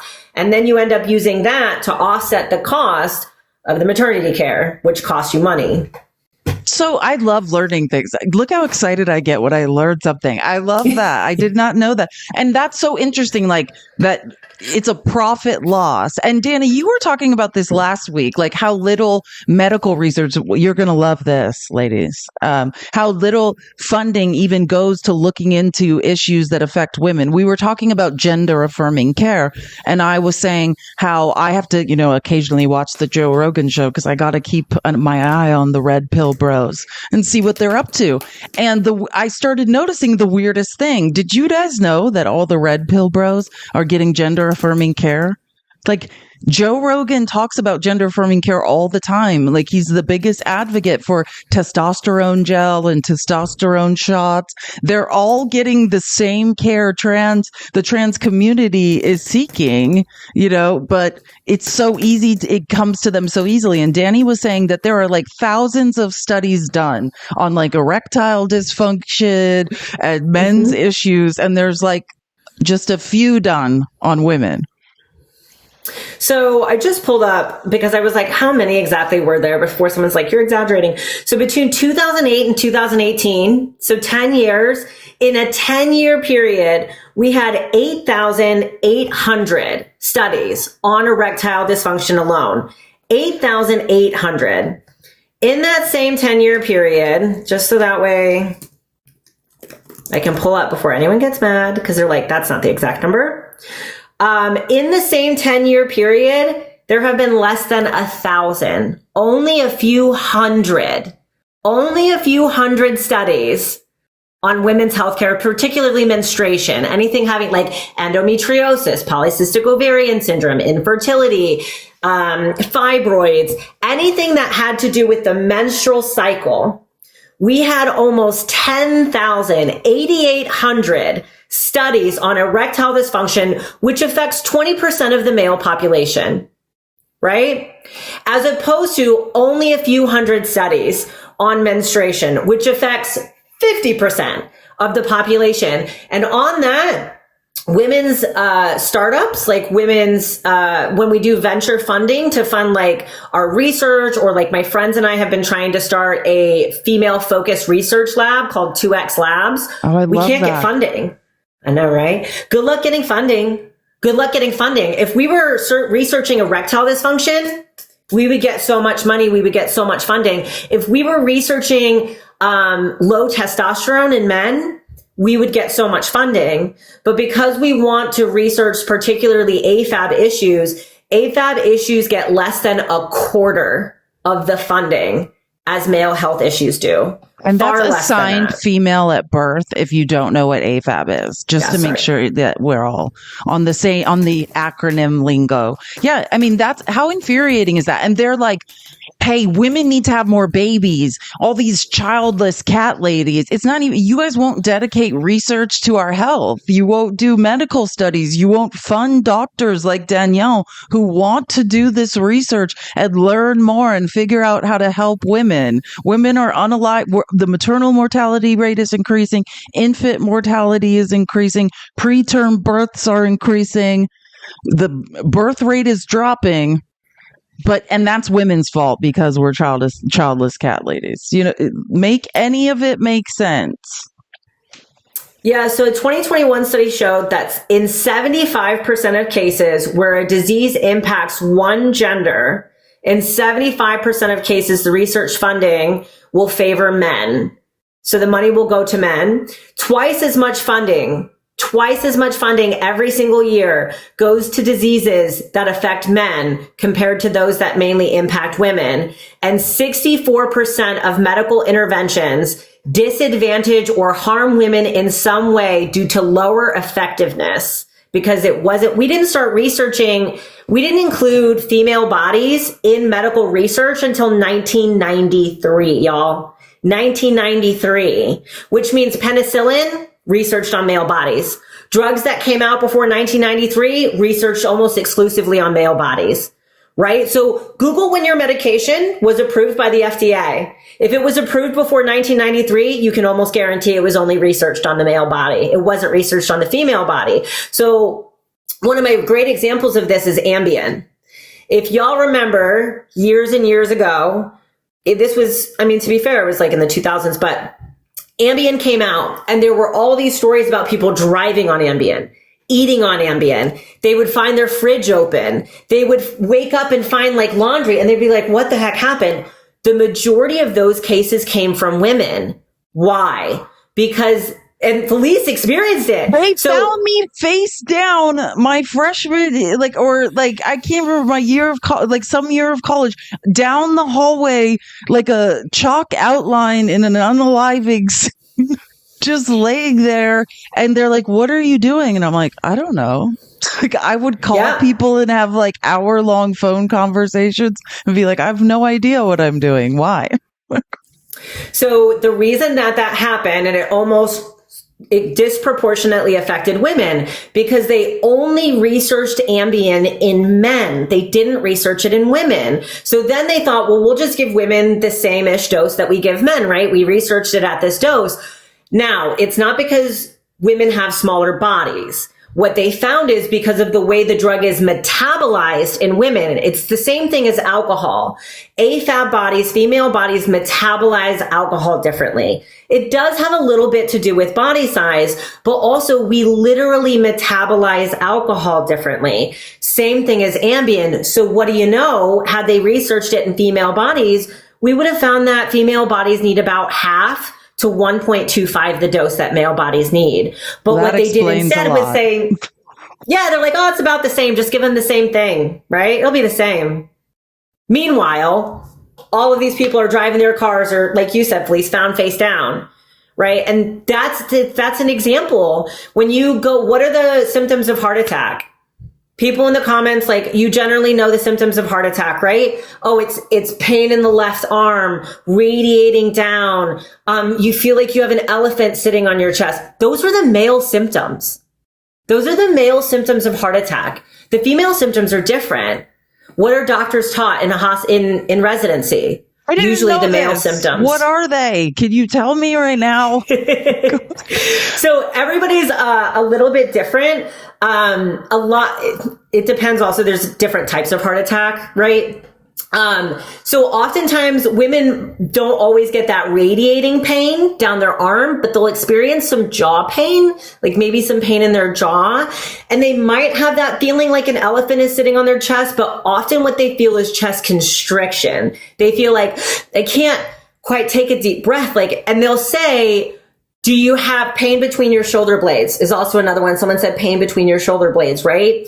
But when you are a woman, and you know that you're more likely to be diagnosed with anxiety. And doctors are taught that a heart attack feels like an elephant sitting on your chest. It feels like pressure. But you have a woman coming in saying, it's not really pressure. It feels like constricting. It feels like I can't breathe. Doctors are going to say, oh, you're having a panic attack. She's having a panic attack. And just as a history major, I mean, that's what it was. You guys understand the history, the Greek word hysterium, right? That is the Greek word for uterus, which women, and we can, I love Freud. You know me. Don't tempt me with a psychological study. I've read them all. But I mean, that's what they would diagnose women with, was hysteria. And who was one of the first people to challenge that diagnosis of women are just hysterical? Because I believe like in ancient Greece, like Aristotle said, our uteruses were moving around our body inside and making us hysterical. Oh, she's just hysterical. That's where that comes from. And when they were diagnosing women with hysteria, that was largely SA. Women were being SA'd, and they would call them hysterical. And Freud, if you know anything about Freud, he was not obsessed with sex, but he rightly understood that the basis of a lot of psychological disorders comes from early childhood development and your relationship to sex, right? And he was one of the first people to start saying, hey, it's not hysteria. These people are being SA'd, or, starting to recognize like the effect, that women were facing a different set of issues in society than men were. And I did see someone really quick, because I do want to promote this because it's a project that I know is upcoming and I'm very excited about it.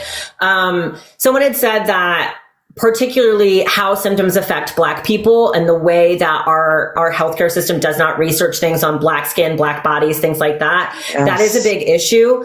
There's a young doctor named Joel. I can't think of his last name. You can find him really easily on TikTok or Instagram, Joel. He has been doing a lot of work surrounding like health disparity issues, and he and a media company called Ad Astra Media, it's a Latino owned media company, that has a very female forward, like almost all of their employees are female. They have now, partnered with Joel, and they're creating a kids TV show called The Doctor Is In. And it's going to teach kids a lot about healthcare, but it's also going to talk a lot about healthcare disparities and how health impacts Black skin, how doctors view things on Black skin differently. It's going to teach kids how to advocate for their health and stuff like that. So if you Google The Doctor Is In, Ad Astra Media, you should be able to find it. It's a really cute, and it's going to be a combo like Blue's Clues. Like Joel's going to be there, and then there's going to be a little doctor that's an animated, and they're going to walk kids through this stuff. It is super cute, super BIPOC. I absolutely love it.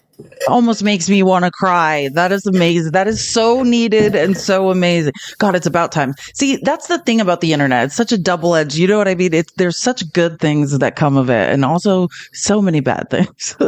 But thank God for the internet. Like, so long and so overdue. I just want to call attention to this article. I'm not going to go through it or anything, but this just came out. It's a Texas restrictive AB laws send Houston teen on cross-country odyssey for help. This is the story of a Houston teenager, right? Pregnancy rates in teens were declining in America. I think personally, because of Teen Mom. I started watching Teen Mom and I was like, oh no, it could never be me. Reevaluate your life. Absolutely not. And that's turning, the teen pregnancy rate specifically in Hispanic women in Texas is rising. And this is an actual firsthand account of her traveling across, if you know how large Texas is, I mean, it's basically like driving across most countries and making it to New Mexico and finding a provider. Daddy, actually, she really reminds me of you. She used to be a DJ in Austin, Texas, and then and her dad is I think a doctor who had a clinic that was servicing women. And when the AB bans in Texas started going into place, moved the clinic across the border in a place I think called Santa Teresa in New Mexico, and she moved there with him to start helping women. I don't know. It's a tragically sad story, but also, super. It's a firsthand account and tells the story of what's going on. And also it had, I wanted to read some of these. I don't think I put them in here, but it also has a lot of the links to studies. Like that's where the March of Dimes, the preterm birth rates for the United States that are rising. It goes to their study. It goes to the Johns Hopkins study on infant mortality. Again, all of these are in the Discord. If you need a link to the Discord, you can just say in the comments, I need a link to the Discord, and the mods will get you. Or this is my TikTok business account, Felice Navidad Live. That was people still think my last name is Navidad in Arizona. That's my TikTok business account. Just send a message and say I need a link to the Discord. Every day, not just the broadcast, but every show I do every day, every clip, every article, there is a link to it that we do place in the Discord. So you can have access to all of it. And this is what I was talking about. The Texas teen birth rate rose for the first time in 15 years after the restrictive AB ban. And it's most disproportionately affecting the Hispanic population, Hispanic women. And I think that has to do with, lower socioeconomic status, like we said, the maternal deserts that are largely affecting rural areas. There is no access to care. Thank you for subscribing, Dorothy. It means so, so much. So I just wanted to cover that. And then, it pretty much goes into it, but if you guys know, and a lot of it, they attributed to different advertising campaigns and to Teen Mom. They used to do panels on it, and I would watch them and found it so interesting. We had a lot like we did with smoking in America. We had really tackled the teen birth rate. It had been consistently decreasing, and in places like Texas, which, Dani, can you briefly speak to like the crisis pregnancy centers and like what they are doing? They're rerouting the money that was given to Planned Parenthood that provides actual medical care for women and girls to these crisis pregnancy centers that are, in my opinion, perpetrating fraud. So crisis pregnancy centers are like, now Google's getting a little bit better about it, right? Google's starting to label stuff like does not provide abortion and stuff. But generally, if you Googled in like Texas, abortion care in Texas, or you Googled like unplanned pregnancy, one of the first things to pop up would be these crisis pregnancy centers. Now, they receive your taxpayer money. They receive millions of dollars in your taxpayer money every year. And in red states, they're funneling more and more money to them. These are not medical clinics, but they're run by Christian groups. They're run by evangelical Christian groups. They are almost indistinguishable from a medical clinic. They buy old medical clinics, so that way they set up in a place that looks like a medical clinic. When you go in there, you're going to be checked in by a receptionist like it's a medical clinic. You're going to get brought back to a clinic room like it's a medical clinic. You're going to be given a pregnancy test. You're going to pee in a cup. You're going to think you're in a medical clinic. You're not in a medical clinic. And because you're not in a medical clinic, and they're not medical providers, and they don't provide medical care, they're not bound by any medical ethics, which means they can tell you whatever they want. So they tell you things like abortion will cause breast cancer. They'll tell you things like, if you get an abortion, you'll never be able to get pregnant again. They can tell you whatever they want. And what we have found is that there's studies out there. You can Google this. I can find the studies. I'll send them to you, Felice. There was a study that found that teenagers who accessed a crisis pregnancy center for a free pregnancy test, who tested negative, 1/3 of them were pregnant within 3 months. They will also tell these teenagers that birth control will kill them, that birth control is bad for them. They will tell them that condoms don't work, there's no point in using condoms. And also God doesn't want you to use condoms. God just wants you to not have sex. So they don't give any information about birth control. They don't give any information about how to prevent pregnancy. In fact, they actively provide medical disinformation. So studies have found that they are actively harmful to communities because they provide medical disinformation. And then people will say, well, how can they do this? Because they're not a medical clinic. They're not bound by any of these ethics. They don't have to follow medical codes. Yeah, this is a ProPublica article. If you're wondering, ProPublica was the first, and ProPublica is doing that. They're a Pulitzer Prize winning, the first Pulitzer they have won. And I say first because they are going to win many. They should win another one for their reporting on what's going on with the AB laws and women unaliving in preventative unalivings.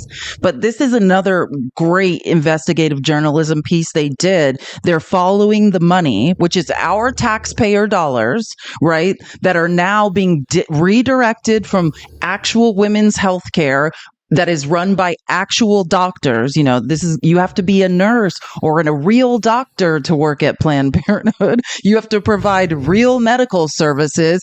And that money is now being funneled to these, like, exactly like Danielle said, they buy old clinics, have a lot of pamphlets, act like they're something, and really they have nothing to do with healthcare for anyone. Hi, Joanna.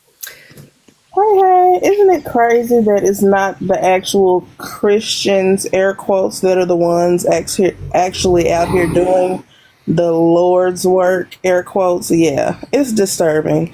Praise him. Just wanted to say thank you, Felice. Thank you, Dr. Danielle, for all the information. The broadcast is always goated, in my opinion. I have noticed there's a lot of yapping in the chat and not enough tapping in the chat. So everybody keep tapping, keep liking, keep gifting, keep sharing. I saw a couple of people ask for the link to the Discord. You can message Ahmad or you can send a message to Felice Navidad Live for the Discord link. There's tons of information in there. The outlines with the information that are talked about on these lives is in there as well. So you can have more information in case you forget something, because Danielle's brain is humongous and Felice's brain is gigantic, but all of us can't always remember these things. So it's great to have something to reference back to. Love you guys. Thank you for being here. Keep tapping, keep sharing, keep liking. You want Felice to read a message? Send a couple dollars to her Cash App or Venmo. Thank you guys for being here. Y'all rock. That's it. Thank you. Thanks, Joanna. I was going to say, yeah. So I was also saying, someone asking what time we go live. This live, because Danielle is a doctor and has she has a real job, very busy. So on Tuesdays, I do the broadcast, which it's from 10 a.m. Pacific time, 1 p.m. Eastern. The rest of the week is the People's Receipts, which you guys know, which starts at 11:30 a.m. Pacific time, 2:30 p.m. Eastern time. And then, of course, I do Facts Mondays with Facts and Felice, and that is 8 a.m. Pacific time. 8 a.m. Eastern time. Time is really hard for me. But if you're okay with it, before we are done, and since we're on a time crunch, I'm going to skip yelling about Pete Hegseth, who I cannot stand, but I mean, we know he hates women. We can move on I from can that. go till 3 today, Felice, if you want to go till 3. Oh, awesome. In case you want to do questions or something like that. Yeah, I don't go back to clinical work until 3. So. Oh, amazing. That's even better. But what I did want to, actually, I think I want to do this first. I want to talk about birthright citizenship as well, but I think I want to get to this because when I think the broadcast, we want to focus on issues that affect women and children. I mean, shocker. I don't know what's going on in the water in Texas, but we want to talk about immigration. We're going to get to the birthright citizenship issue because I definitely want to hear your take, especially as a doctor. But I also want to talk, I touched on this yesterday. I didn't go into it. I didn't even think I could because I had just read it and it was like super raw with me. Do you guys remember when Greg Abbott started putting all the barbed wire and the barriers in Eagle Pass in Texas? Remember all of that? And then the federal government was suing Texas, and they were saying that people were unaliving and they weren't sure how many, and that horrible things were going to happen if they didn't remove those barriers. Well, a Washington Post exclusive article came out on this. And oh God, I'm already gonna cry. I don't want to cry. God, it's pretty bad. Okay, we're like, I could do this.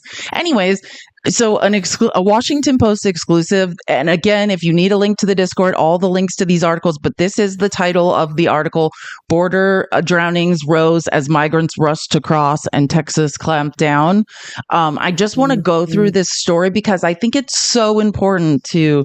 I see it as like a lot of the articles I read. It's like when something horrible happens, I feel it's like our responsibility, especially as women, as mothers, as me, a teacher who cares about children, to bear witness to these things and to understand, because I think a lot of times in society, we as women or children are falling through the cracks, and we need to make sure to talk about it. Right. So this is so unaliving records were reviewed by the Washington Post. So in 2022, so at first, right, when people were crossing the Rio Grande, it used to be predominantly males. And like I say this, my family, my father is half Black, half indigenous Mexican. And, I have a lot of family that comes from Mexico. And I would say it used to be, right, the women and children would remain in Mexico, in Central America, in South America. Oftentimes the husband would try to travel to the U.S. to find employment, and they would send money back.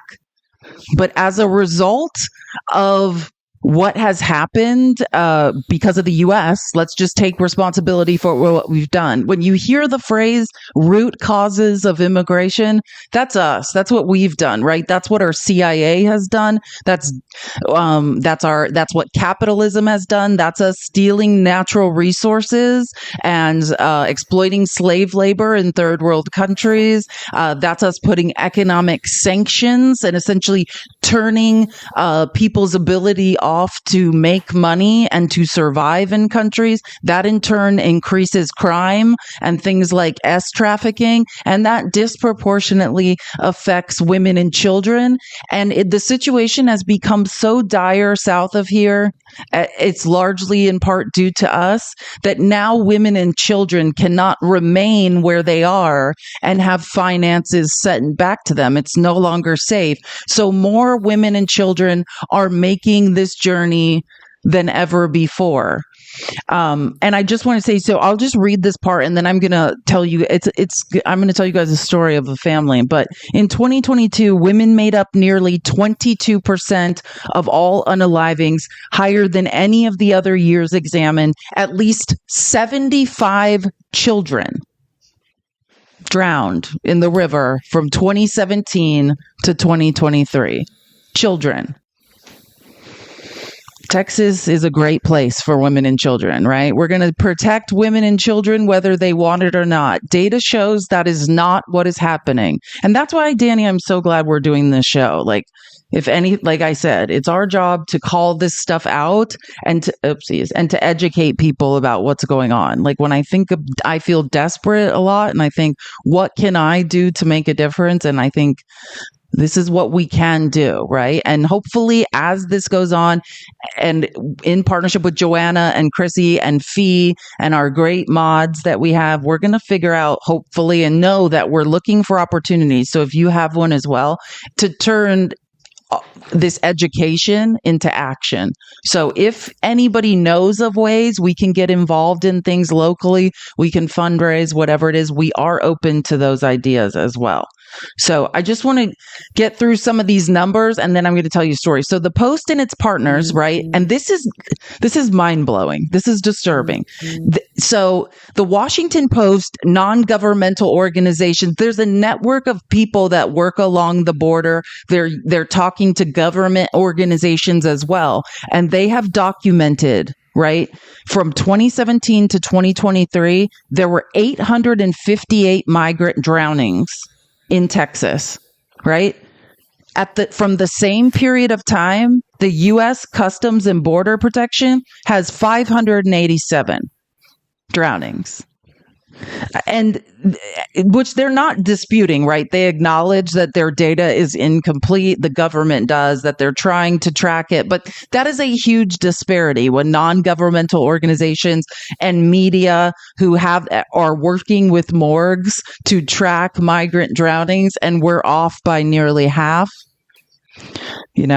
You got to ask yourself what's going on. Asked about this discrepancy, a CBP official noted the challenges in collecting data on migrant unalivings and said the unit tasked with tracking those fatalities has a limited budget, though Congress has offered more in recent years. We know we tried to send funding to the border while Biden was president. They would not pass border funding, right? Donald Trump wanted to run on the border, so they starved it of funding. I'm just making that point. But again, so this is about the Rio Grande, specifically near Eagle Pass. So it was called Operation Lone Star. That's when all of those, the barbed wire, that's when those balls that have barbed wire wrapped around them were put in the river. And in the summer of 2023, troops placed 1,000 feet of orange buoys on the water close to the property, right? There is a huge farm that runs along. I want to paint a picture. I think I have a map. I think I screenshot it and put it in here. But there's this place called Heavenly Farms, right? And it runs along the Rio Grande River. It's huge amount of farms. They basically barricaded it. They put these barbed wire buoys, built a barbed wire fence and other types of barricades so that no one could get out of the water on that side. And that's, by the way, that's 14 people a month. Like if we take that 858 over 5 years, that's 14 people a month that are drowning. And most of them, not most of them, I won't say that. A large portion of them are women and children. Exactly. Trying to flee. 14 a month, y'all. That's a lot. That's a lot. And that's the ones they're tracking because, again, even the NGOs and Washington Post say, we don't know if we got them all, right? They're literally going from morgue to morgue, looking at bodies. That's what's essentially happening. So once that happened, right, and the federal government has tried, Biden's lawyers and the federal government have tried to get these buoys removed, tried to get the barbed wire removed, tried to get the barriers removed. And I remember a specific story that came out. There was a Washington Post exclusive on this, that Greg Abbott's officers were blocking this boat ramp and the federal agents were trying to get into the water to save someone from unaliving, and they were not in time, and the person drowned in the river because of a dispute with Greg Abbott's agents. Anyway, so here we go. This is good. I do have one. I'm glad I have this. So this is Heavenly Farms. It's a huge stretch of land, right? That's the U.S. side of the border.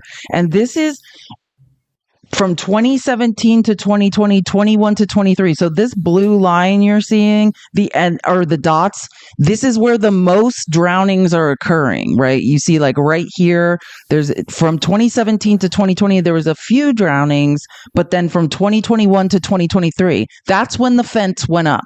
So what I'm trying to tell you is, specifically in this area around Eagle Pass, when the barbed wire happened, when the buoys happened, when the barriers happened, women and children predominantly, and men as well, don't get me wrong, what I'm saying, started unaliving, being washed away and unaliving in this area.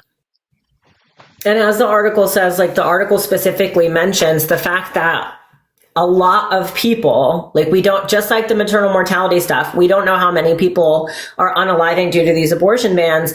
The article mentions the same thing. A lot of people are being lost to the river because they're not being recorded by either side. Their bodies, their deaths, their personhood is not being recorded by either side. So these people are essentially just lost. They're just gone. They just disappear. Yeah, exactly. And this says the unalivings mapped by the Post and its partners and available satellite imagery show that 2 drowning victims were found near the farm in the 5 years. 2. Only 2 were found in the 5 years before a fence was constructed along the property. 33 victims were discovered in that same area, right, in the 2 years after the fence was built.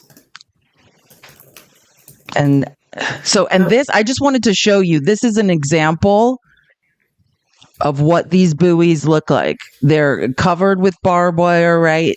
And this is a rushing river. When even it looks calm on the top, there's a large undercurrent, and that's how people are pulled under. It's very deceptive. I went to university in Idaho and I got into whitewater rafting, and like that is what people misunderstand about rivers. It can look very calm on the top and you are dragged underneath it, right? There are differing currents from the top level and underneath.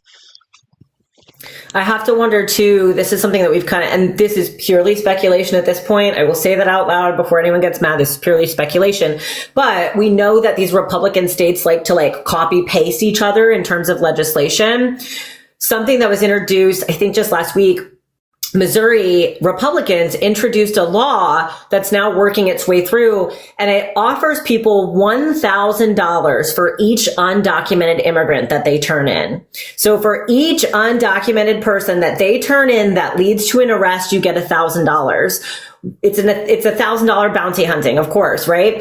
So, and you have to qualify in a certain way, like certain people can receive this, right? But we do expect Texas to do something similar. We do expect Texas to, again, if this goes through, they'll just copy paste it in another Republican state. Now, can you imagine what's going to happen at the border when suddenly we start offering people $1,000 for each undocumented immigrant? We're imagining. We were just talking about this the other day. So maybe we'll start having people help people cross that river only to take them to turn them in for $1,000. Right. And then just put them right back in. So then people were like, well, it'll lead to less drownings. First of all, I don't know if it will, because the buoys and all this stuff is still going to be there. Right. But second of all, what it's going to do is if you finally do end up making it to the other side, now we're going to have bounty hunters going up and down the border looking for people to turn in for $1,000. The situation is not good. So again, I'm just trying to paint a picture here for you guys of what it looks like, where people are crossing. This is not the actual family we're going to be talking about, but this is what it looks like. Now, this is the family. They're the Farias family, I believe.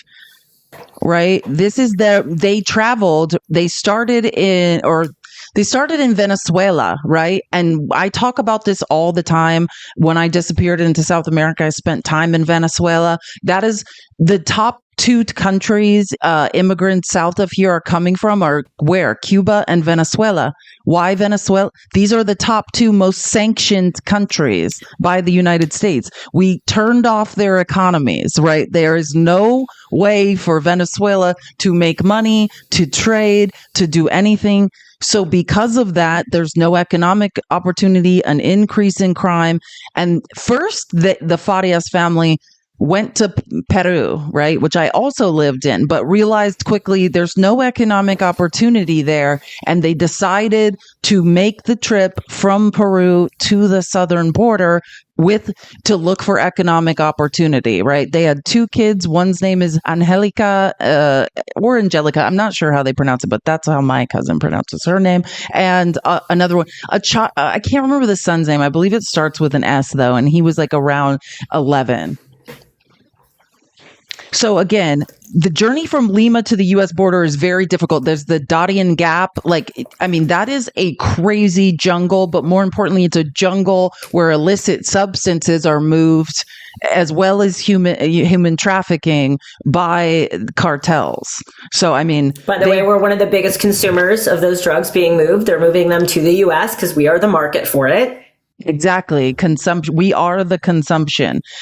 They survived all of that and took all of these photos. They were updating their family along the way, from Venezuela.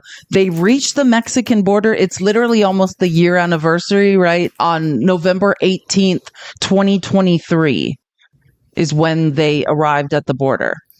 So, sorry, just making sure this is big enough. Let me make it bigger. So, Francisco Contreras, director of the State Civil Protection Service in Piedras Negras, that's what's across the border from Eagle Pass. They were interviewing somebody from the Mexico side, an official, and he was saying that he remembers the soaring numbers of people. If you remember, I always talk about this. So just to speak to the situation, the highest numbers of encounters we've ever seen at the southern border was December 2023. So they arrived November 18th, 2023. This was the height of the immigration crisis. You saw it on TV. There was hundreds of people lined up trying to attempt to cross this river. So this man, Francisco Contreras, says there were groups of 400 or 500 people gathering at different points along the riverbank. The width of the river near Eagle Pass is between 250 and 300 feet. And I remember, I think, because I know, you guys know, I know, the 7-day rolling average of encounters was around 8,500 at its height a day. I mean, so this was chaos during this period of time.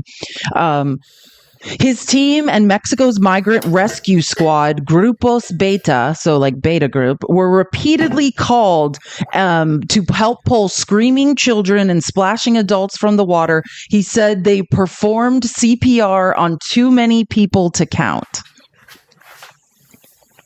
And just so we're clear, like CPR on TV, it looks so good, right? The people always pop right back up. Your odds of surviving CPR, if you need CPR in a non-clinical setting, you're probably going to die. The odds are not good. Like, do CPR. Don't get me wrong. If you're trained in CPR, do it. Try to save a life by all means. But what I want people to understand is if you are at the point that you need CPR and you are not in a clinical setting, those people probably aren't going to make it out alive. And yeah, someone commented, your ribs get broken. Look, if you're doing CPR correctly, you're going to cause injuries. Like, your ribs as are going to... As a teacher, my worst fear was I was going to have to... That was my worst fear as a teacher. Every year we'd have to get CPR certified. I'm like, please, for the love of... Please don't make me have to do this. The worst I had to do was EpiPen someone, but I know, like, the teacher, yeah, it is not what it looks like on TV. Like, it's not going to end well once you're at that point. CPR is violent. Yeah. It's violent, and it's very, like, in the hospital, when we do it in the hospital, it is not uncommon to have a blood-soaked sheet because you have IVs and things in you, right? Like, it is forceful and it is violent. You are probably going to break a rib. You might crack some other stuff in there, right? Like, your odds of surviving CPR outside of a clinical setting are very, very low. I'll tell you. Okay, so I always talk about 4.5 years ago, I almost died. And that's why I had United Healthcare, by the way. That's part of why I'm so adamant about like hating private insurance. Well, what happened to me, I mean, I don't remember this. I've only read the recount in medical records and what the doctors told me, like when after coming out of a coma. But, I was constantly saying, and this is like a month later, like, my chest hurts, my chest hurts, my chest hurts. And he's like, yeah, there's probably shards of your sternum floating around. He's like, that, I was like, I'm sorry, say what now? Oh yeah, I think like the CPR was violent, like that. I mean, that was his explanation. He's like, yeah, that could go away or it could not. He's like, yeah, I don't know exactly. He's like, we can get another X-ray, but it's the CPR. It's what happened to your chest. They said there was someone on top of me in the ambulance, like with full force, just going. Like, you're using your whole body weight, guy. Like, I mean, I'm a 5 foot tall person, right? So I'm using my full body weight. But I think the odds of surviving CPR outside of a clinical, it's something like 10%. Like, it's pretty low.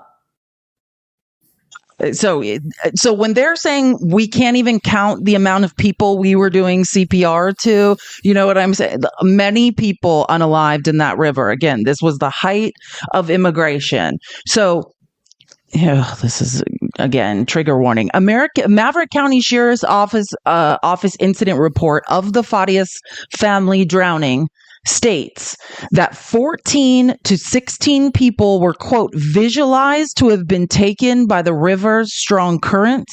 A woman who was traveling with the family told Angelica's relatives in Venezuela that she saw a man she didn't recognize holding the child's hand and leading her to Border Patrol agents. The child had been rescued. Trigger warning. I'm just telling you now. The child had been rescued after someone noticed her clinging to her father's back. He was not alive, and his body floated down the river toward the pecan farm. So she had managed to use him essentially as a flotation device and make it. Yes, this is the youngest child of the family. So the entire family disappeared underneath the waters of the river. We'll get to, this story is not over, but we'll get to it. We'll get to what happened to them as far as they know. But Border Patrol agents patrolling the river on boats discovered Zelnace's body. That's the mother. Right. And let me just tell you one of the saddest parts of this story. She had done exactly what they wanted her to do. Right. And the reason I'm always talking about December 2023 is because I like to talk about this. Donald Trump ran on the border's broken. The border's better. Right. From December 2023, the height of encounters at the southern border, average 7-day rolling average was above like 8,500 to now, December 2024, 1 year later. Encounters are down by 75%. And the craziest part is, it turns out if you just give people an app, they'll make an appointment. And in the pocket of this woman, when they fished her body out, right? She had a printout of the family's CBP1, I'm going to cry, registration email in her pocket. The problem is, though, between the time you register on the app and make an appointment to claim asylum, and at that point, it's not as bad now. And this is why we need more asylum officials and judges, right, to speed this process up. Because at the height of this crisis in December 2023, there's human traffickers and cartels. And that's why people can't stay. If you're wondering, why are people rushing? Why try to drown in a high river that were at a huge undertow? It's because they're scared that their children will be taken and trafficked by the cartels, or they will be unalived, or, they will be raped. It's not a safe situation on that side. And so even though they had an appointment, the time, because of the amount of people who were making appointments and the backlog, they were too scared to wait over there. Right. So anyway, yeah. So the bodies of her siblings, right, Taliz and Robier Farias, were found together near a cement plant's boat ramp. Angelica's brother, Santiago, that's what his name was, Santiago, I think he was about 11, is thought, they're not sure, is thought to be in a morgue in neighboring Webb County, but they're waiting on DNA confirmation that it is in fact him. But I think that go ahead, please. No, you say something. I was going to say, people, I want to point out, how heartless the backlash of Republican, right? Because they're like, just don't do it. Just don't do it. As a parent, do you really think you would put your child in this situation if you had any other choice?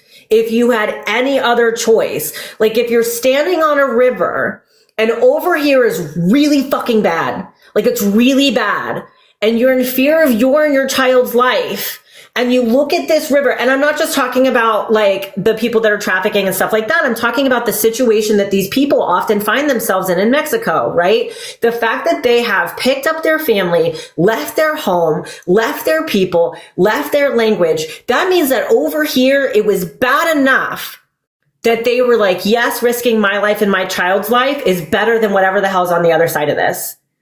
So imagine what's on the other side of that. So all of these Republicans sitting here being like, they just want to come over here. They just want to blah, blah, blah, blah, blah. I don't know. Well, that's not true, right? We all have met some parents that are very questionable Republicans. I don't know. I can't imagine putting my child in a situation like that unless I felt like I had exhausted, literally had no other option. So imagine the desperation of these parents standing here on this river and being like, we got to take that chance. We got to take the chance. Like, Absolutely. The inhumanity of the rhetoric coming from the Republican Party is insane to me. Well, and I was saying this yesterday, like, I don't know who we want in America other than these type of people. Someone who say, hey, I will risk life and limb. I will do whatever I can to make a better life for my family. Like, if that's not demonstrating tenacity, grit, hard work, what it takes to survive in America, I do not know what does. These are the type of workers I would want at my business.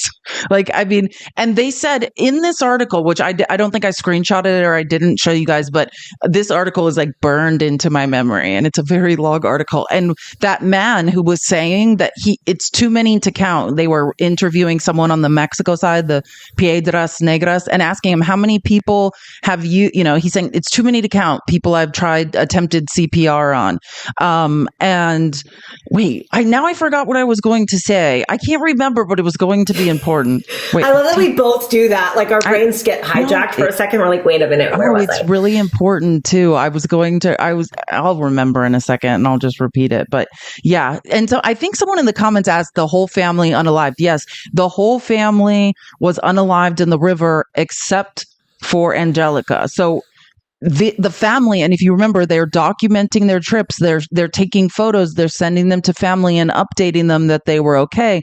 So 10 days go by on the day, November 18th, when they attempted to cross the river because they couldn't wait any longer. They were in fear for their life. They were in danger. Word didn't reach Venezuela for 10 days. A migrant who'd been traveling with them contacted the sister, I believe, the sister of Zelnes on Facebook. In an incident whose name's Norquis, she had lost 5 family members. She had reason to believe Angelica was alive, but she had no idea how to find her. This is just an example of a memorial to to someone who had drowned in the river attempting the crossing. So again, they couldn't for weeks figure out what was going on because relations are so strained. They were going through the Red Cross trying to locate Angelica. They called every Texas and Mexico number that they could for information. And then a worker at a funeral home in Eagle Pass had given them reason to hope. He had told them that Angelica's relatives had unalived, but that officials had confirmed to him that she had indeed survived. So a month after her family had unalived in that river, Angelica surfaced in the U.S. immigration system. U.S. officials had taken her to a shelter for young, unaccompanied migrants with no relatives in the United States. Child welfare advocates began arranging her return to Venezuela. It would take 8 months to get her back there. 8 months is what it took to get this little girl back to her aunt in Venezuela. And you could tell, I just thought this was so telling because they saw her, they called her carota or bean, and her aunt is telling her to come here. And the girl's studying her, looking at her. Can you imagine 8 months alone in the U.S. immigration system? Not recognizing anyone, and she's studying her aunt to see like if she can remember. Then she opened her arms, she nestled her face in Norquis' neck and didn't let go. And I think they have a picture of it actually. I'll just because this is I know, don't cry. I already did walking around Phoenix, but she did. But 8 months it took to get this girl home after she lost her entire family. And that's to say, it's like, why are we talking about this? I mean, I think we know why we're talking about this, but Trump is now, and we saw this yesterday on the People's Receipts when we were going through it. Trump is talking about ending birthright citizenship, right? Breaking up families, children who are born in the U.S. constitutionally under the 14th Amendment in the United States of America. If you are born on U.S. soil, you are a citizen of the United States. Trump is giving interviews talking about amending well, first, immediately on day one. I mean, I don't know. Trump says a lot of things that make no sense, but immediately on day one, ending birthright citizenship in executive order, which an executive order that defies the Constitution sounds pretty ridiculous. Right. And then after that, he talks further about amending the Constitution. And I just want to play these clips for you. I just wanted to really paint a picture of what the challenges are like at the U.S. border.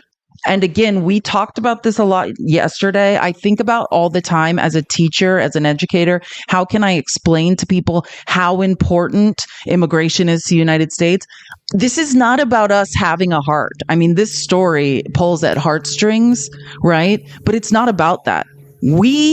The American citizens need immigration to survive.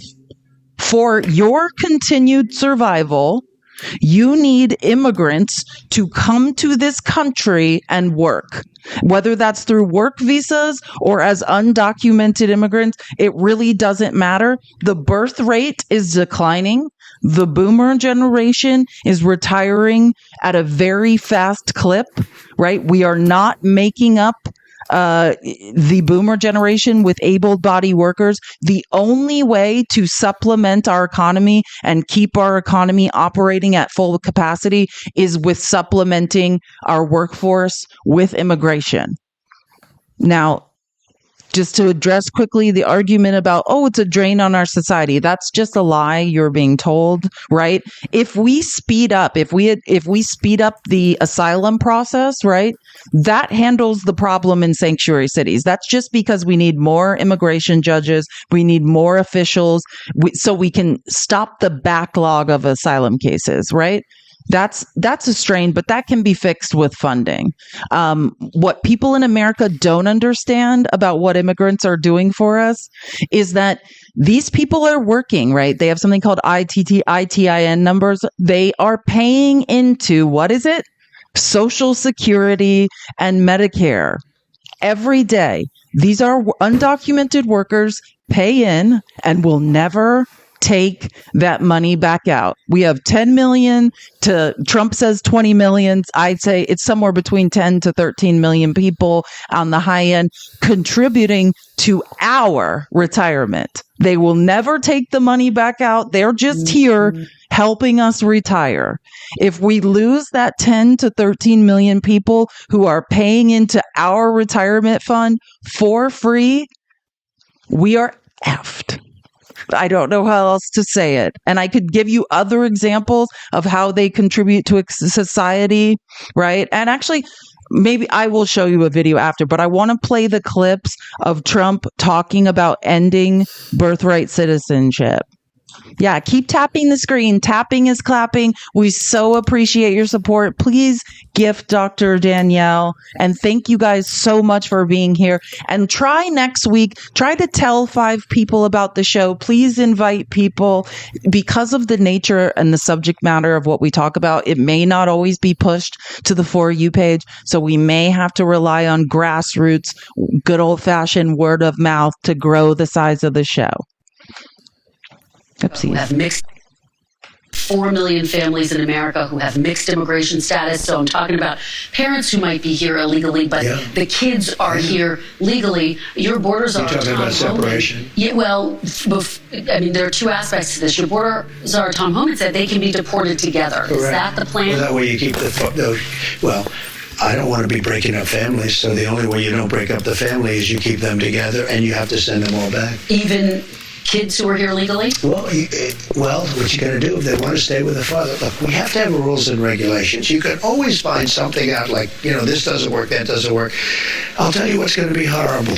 When we take a wonderful young woman who's with a criminal, and they show the woman, and she could stay by the law, but they show the woman being taken out, or they want her out, and your cameras are focused on her as she's crying, as she's being taken out of our country, and then the public turns against us. But we have to do our job, and you have to have a serious... But so many disgusting things were just said. Did you hear him say, well, if they want to stay with the father? Yeah, this is a man who 4 of his 5 children have been born to immigrants. Mm-hmm. So, I guess the law doesn't apply to him. Are they leaving? Is Don Jr. saying goodbye? Would be my question. Are you revoking your children's birthright citizenship? It also just plays into this narrative about like, oh, there's all of these criminals coming over here and essaying our women and committing these horrible crimes. Like, for the most part, he's talking about men, right? So like, let's just call it what it is again. You're talking about men being violent and men being the problem. But notice how there's this bias towards family means male head of household. Right. So you already see his bias surrounding it. Like, he immediately is like, if they want to stay with the father, who said anything about the father? Who said anything about this being like a mother, father, children, family? We have abuelas that are head of household. We have single moms over here that are bringing kids over. Right. Like, are you kidding me? So already we have this bias, no, and it's to further that. I know. It's the worst part. Like, you know how sometimes you have conversations with Republicans, with people, and you look at them and you're like, you can't be this stupid, right? Are you joking? You're joking. You're joking. You can't, there's no way you can be this stupid. But you're like, no, you actually are. You are except this guy's going to be running our country. And someone got it. Nancy, thank you in the comments. That's right. Melania was not even a citizen until after Barron was born. So I do hope Barron will be the first person's birthright citizenship who is in fact revoked. I don't know why. I mean, this is such a terrifying idea. And I'm not saying this because I could pull at your heartstrings all day. I could show you, little Carlos who's going to have to, or who's going to lose his parents and be alone. But I fully recognize that Republicans don't care. Like, the real way we have to appeal to these people and the reality, because it has recently become very obvious to me. Well, let's say, I'm realizing it more than ever. I realized it before, but that most Republicans cannot, in fact, do math. They do not understand how the economy works, and they have no idea. And that's the truth. That's why I say, if you think this will be better for you, we will be crashing our own economy. And yep. I'm gonna find go into it. You go. I'm gonna find the clip because I'm gonna get an economist. I'm gonna get the former Secretary of Labor to explain to you how, in fact, our economy will crash. So 2 things. One, small little act of microfeminism, if anyone's interested. So I'm a researcher, right? I work a lot with data and stuff like that, and I often have people, usually men, try to argue this stuff with me, and they're notoriously bad at math. And so recently I've just been looking at men and being like, I know math is really hard. I know, I get it. The way that they lose it is fantastic. Brings me peace. And that's usually when I'm dipping out of the conversation, by the way. I'm like, I know math is really hard. Let me know when you figure it out. And I walk away. But the other thing is, we're talking about immigrants contributing to Social Security disability. We're talking about them contributing to taxes. They have done estimates on how much it will cost Trump's administration to do this mass deportation plan. Spoiler alert, they're bad at math. It is exponentially more expensive than what they are contributing in taxes every year. So this is going to cost us a substantial amount of money, both in lost revenue for taxes, but also the amount of money he's going to spend doing this. Don't worry. This is Robert Reich, and if you watch the People's Receipts, which is Monday, Wednesday, Thursday, Friday, every day from 11:30 Pacific time, starts at 2:30 Eastern. We love Robert Reich. He's a social democrat, former labor secretary. He's now a professor at the University of California, Berkeley. He's absolutely a genius. And yeah, that's what he's going through. He makes it's called inequality media. He makes videos. Sorry if you can hear my cat screaming. I'm not not abusing a cat. He just, if he is cut off from access to me, acts like I am abusing him. But Robert Reich is that's what he's doing. He's trying to explain to MAGA how the actual math of mass deportation works. Trump's number one campaign promise would wreck the American economy and rip families apart.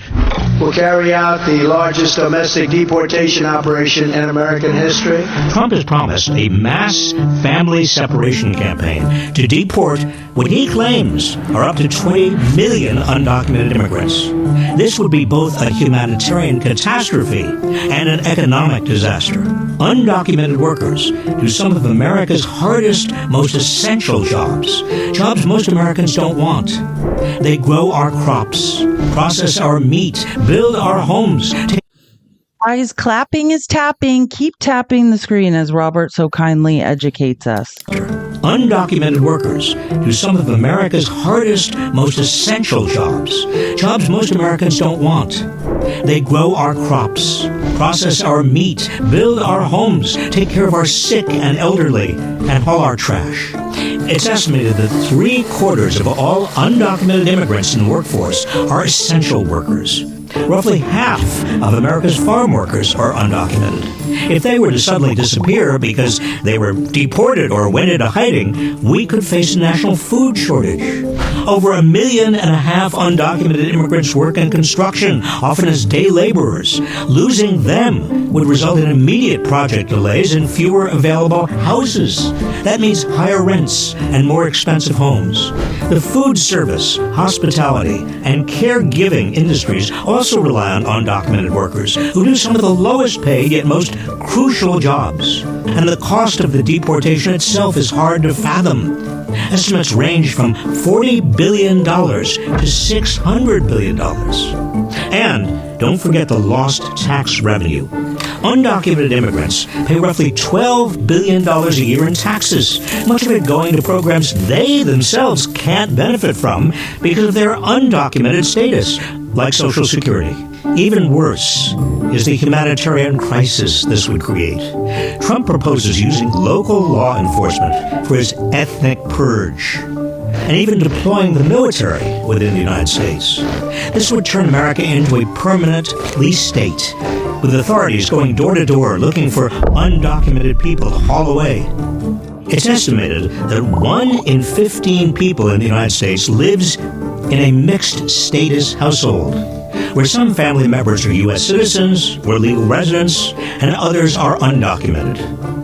These families would be torn apart, and anyone who even looks like they might be undocumented could be detained and made to show their papers. It's a dystopian nightmare, ripe for abuse at every level. America doesn't need to rip families apart, decimate our workforce, trample our civil liberties, build mass holding camps, and punish people with the courage and tenacity to seek better lives for their families. We can create a fair immigration process that respects all families. I love Robert Reich. He's amazing. We should vote. He should be president. But he's absolutely amazing. I was just going to say that. Yeah, I know. Oh my gosh, he's changing. I love what he's doing, and he puts these videos. You can follow him on X. He's here actually. He's on TikTok. I always forget that. Because I never see his videos. Hey, Chrissy. Hey, so everyone keep tapping on the screen, and don't forget to gift Dani and Felice. I just wanted to come up and make sure that we end strong. We've got 200,000 likes, and keep it going, everyone. We really want to get this show out there so that we can be at 300,000 next week. Thank you so much, Chrissy. Thanks, Chrissy. Yeah, so again, I think the point is, and when you talk to people about mass deportation, for some reason, our, predominantly white male friends of this country that seem extremely excited about it and their paramours are under the impression that is going to help their prospects in this economy. I do not know where Danielle just went, but I assume that was an act. Is Danielle still here? I can't see her. Or hopefully she'll re-request. Yeah, but again, that's not going to help anyone in our country. That's actually going to crash the United States economy. Oh, you can see Danielle. Danielle, are you here? What? I can't see her. Okay, I think she might have went. I think she's not here. I don't know how it just disappeared. I didn't do it. I swear. Just record. That was not me. It was the weirdest thing. All of a sudden, it was just gone. But again, that I just want to speak from an economic perspective is how you need. Oh, okay. I was just sorry. So another thing just popped. There you are. It's like I did not do that. I for a promise. second.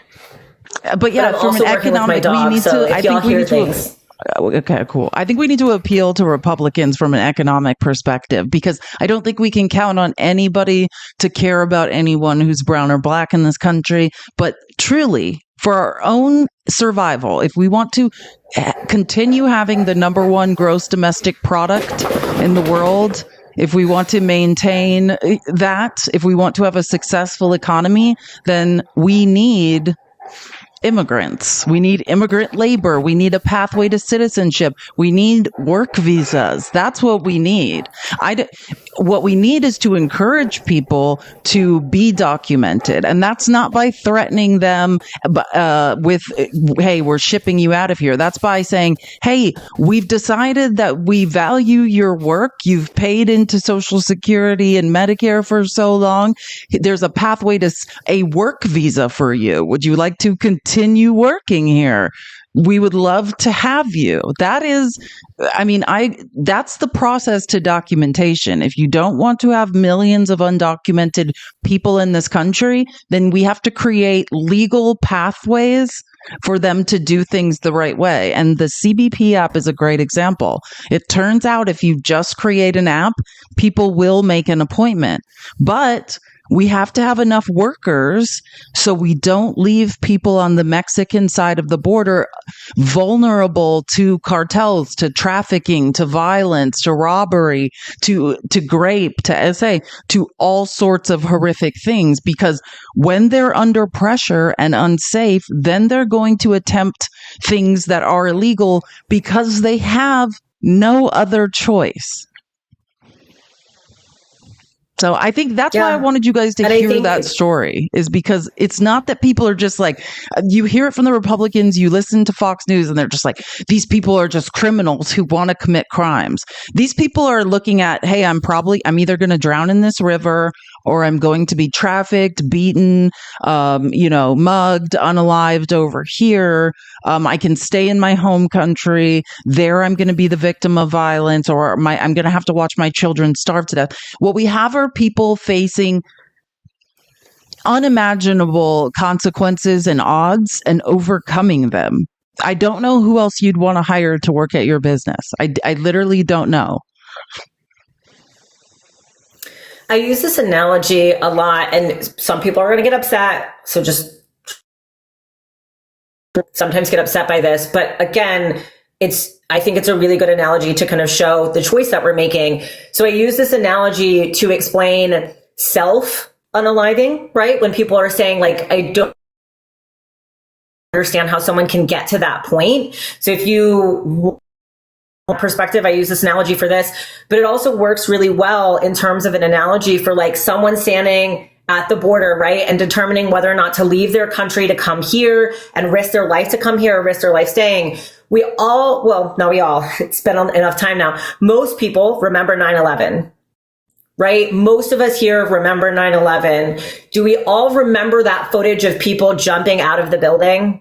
The building was on fire and we saw people jumping from the window to make a choice, right? They're looking at the room that they're in and they're saying, okay, it's burning. Maybe someone's going to come rescue me. Probably not. It doesn't look good. My life is at risk over here. What to do? And if I jump, that's an impossible choice as well. Two impossible choices. I'm faced with a choice where it's like over here, there's pain and suffering through that. And over here, there's pain and suffering. And I don't think I want to go through that. But this one gives me a little bit more hope. This one, I feel like I can live with. I want to move. I want to do something. I don't want to be helpless in this pain and suffering. So they made the choice to jump. And I would never judge somebody for being in that impossible situation of, do I stay and wait for help and wait for things to get better, or do I take action myself and jump? Right? These people are jumping, they're leaping, and they're hoping that there's something better on the other side. But what they know for sure is that this building is burning and my kids are in danger, right? Like, we cannot, that is an impossible choice. And we are judging people for making that same life-altering, impossible choice. Yeah, and it's brave, right? Like, the courage to say, hey, I'm not going to just lay down and unalive. Like, I'm going to take an impossible risk that may end badly, but at least I'm a fighter. That's an American to me. Sorry, I'm going to cry. Like, I don't know what's more American than that.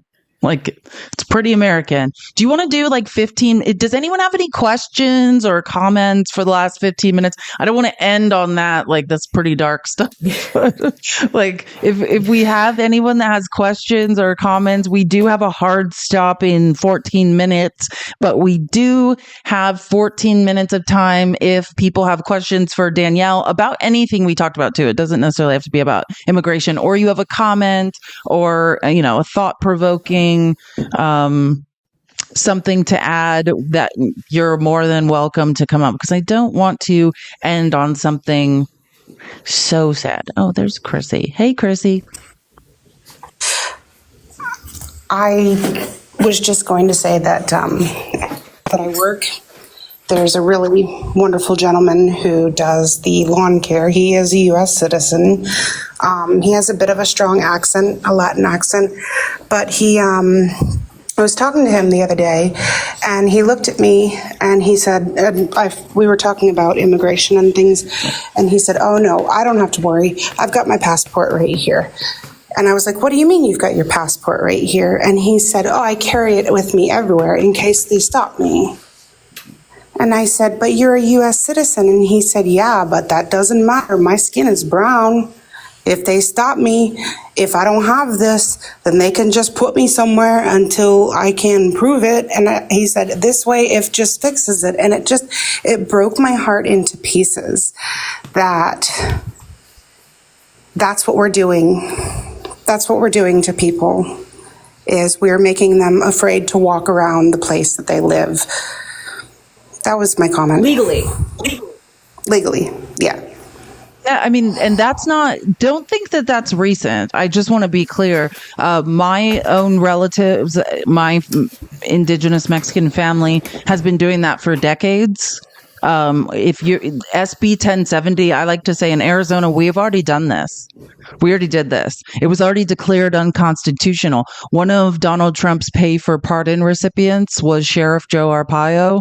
He is the architect of SB 1070 that was declared unconstitutional. Basically, if you looked brown, you were basically accused of not belonging here, and you would have to prove otherwise. And that's,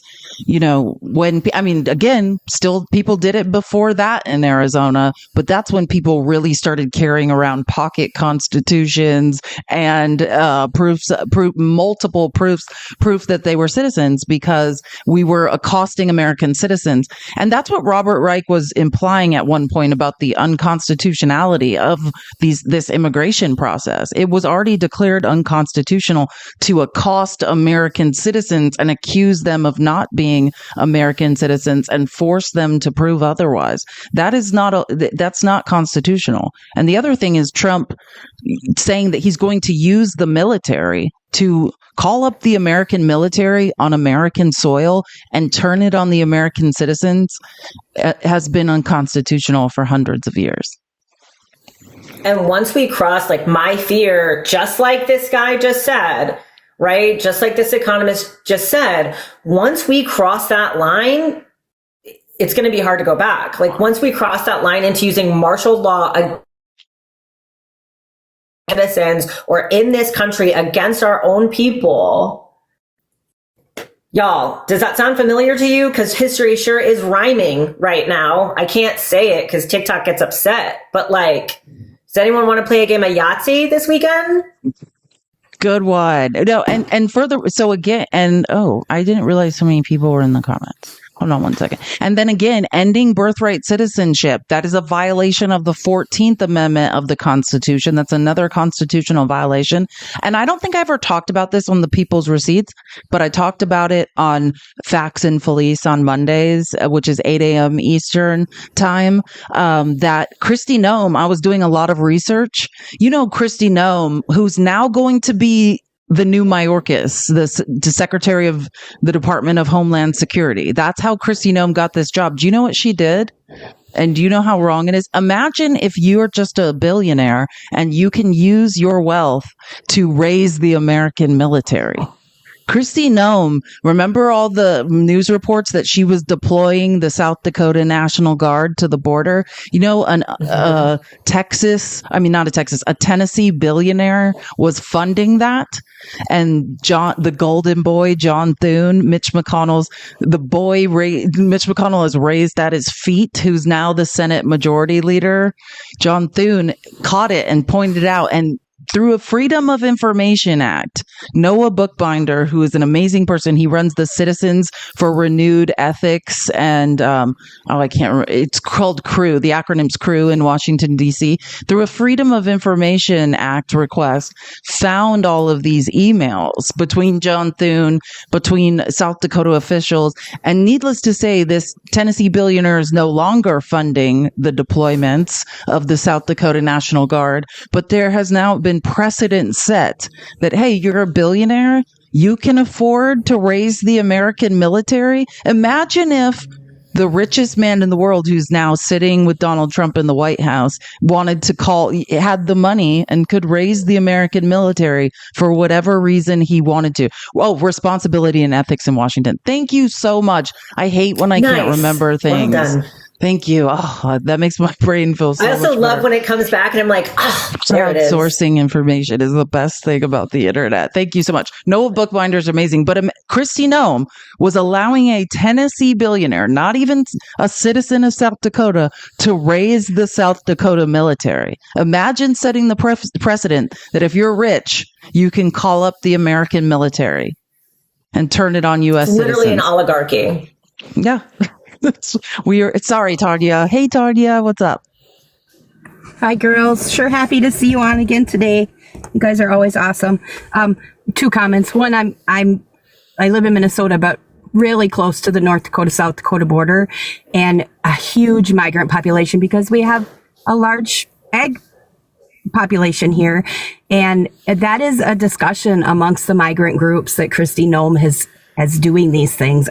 Is she going to send them our way? So it is something that's being discussed on our, Facebook groups and whatever. So it's kind of scary for that. I had a question I saw a video last week about a change in terminology. Instead of saying AB in some of these really restrictive states, they're talking about maternal fetal separation. Is that something that you know about or can address, how that affects what happens in the future?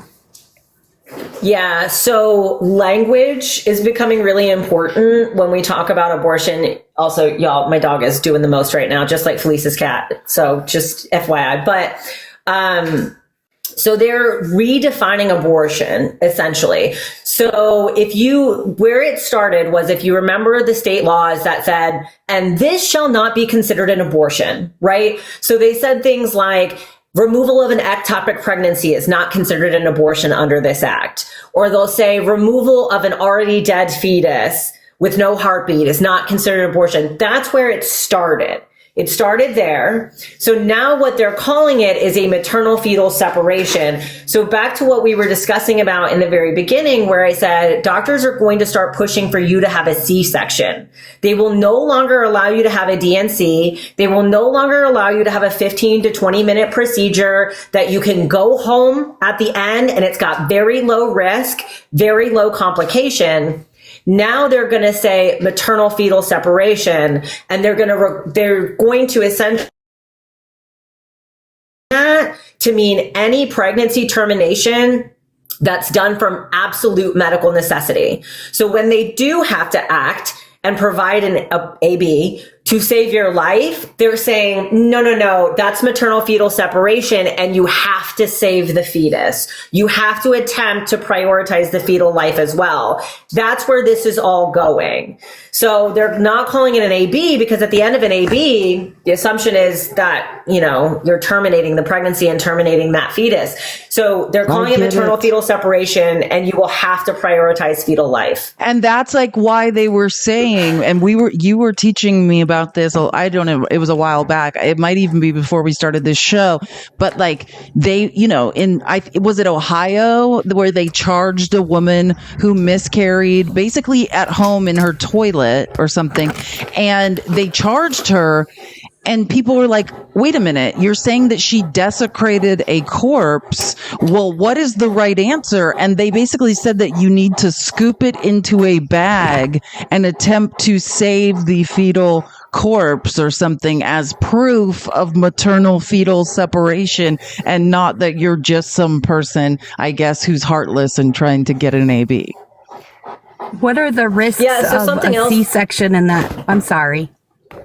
Oh, no, it's fine. The risks of a C-section, are we not worried about then like losing the uterus? Isn't that like a major risk of a C-section? Like that's open abdominals. That's awful. Okay, well that was my question. Thank you so much, Tanya. You're a pleasure as always. Thank you so much for your support, and thanks for being part of the community. You're the best, Tanya.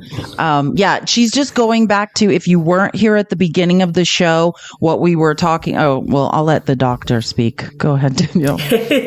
So all the risks are the exact same risks that will come along with having a C-section. So you're still at risk for all of those things. You still have a much higher risk of getting, well, it's not much, but you still have a higher risk of getting pregnant in the future. Anytime you cut into the uterus, you're making a compromise to that organ that wasn't there before, right? Even if we stitch it up, it forms scar tissue and that kind of thing. If you've ever heard, like if you have abdominal surgery, your skin is an organ. If you don't know that, the largest organ on your body is your skin.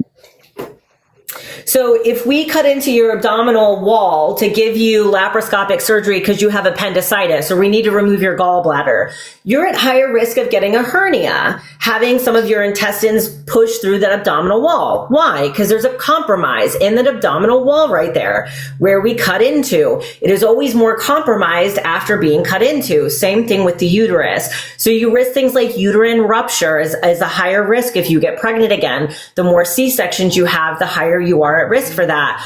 Well, what about people like my sister who have had like 5 miscarriages? She would have had to have had 5 C-sections every single time. And the other thing that we're also seeing, it goes along with this maternal fetal separation, is that's Susan B. Anthony, right? One of the biggest anti-choice people, like organizations in the country. But Students for Life, which is another major anti-choice, they are also pushing forward something that they have tried before but couldn't get through under a Biden presidency, which is they're saying that allowing people to have miscarriages into the toilet or take abortion pills and then miscarry into the toilet is causing degradation in our drinking water. And so now if you have a miscarriage at home, you will have to catch all of that in a medical container. You will have to either put a medical, what we call a hat, but it like catches the pee in a hospital. You'll either have to put that and then dump all the contents of your uterus into a medical hazard bag and then deliver it to your doctor. So if you have a miscarriage, you will have to push it into a bucket, a hazard bucket, a medical waste hazard bucket, or you'll have to catch it in the hat in the toilet and dump it into the bucket and return it to your doctor's office. If you don't know you're pregnant or you're having a miscarriage, you could get charged with improper abuse of a corpse or improper disposal of a corpse. Hey, Mo. You there? You're muted. You have to unmute. I sent you an invitation. There you go. Yeah, I'm sorry. I didn't mean to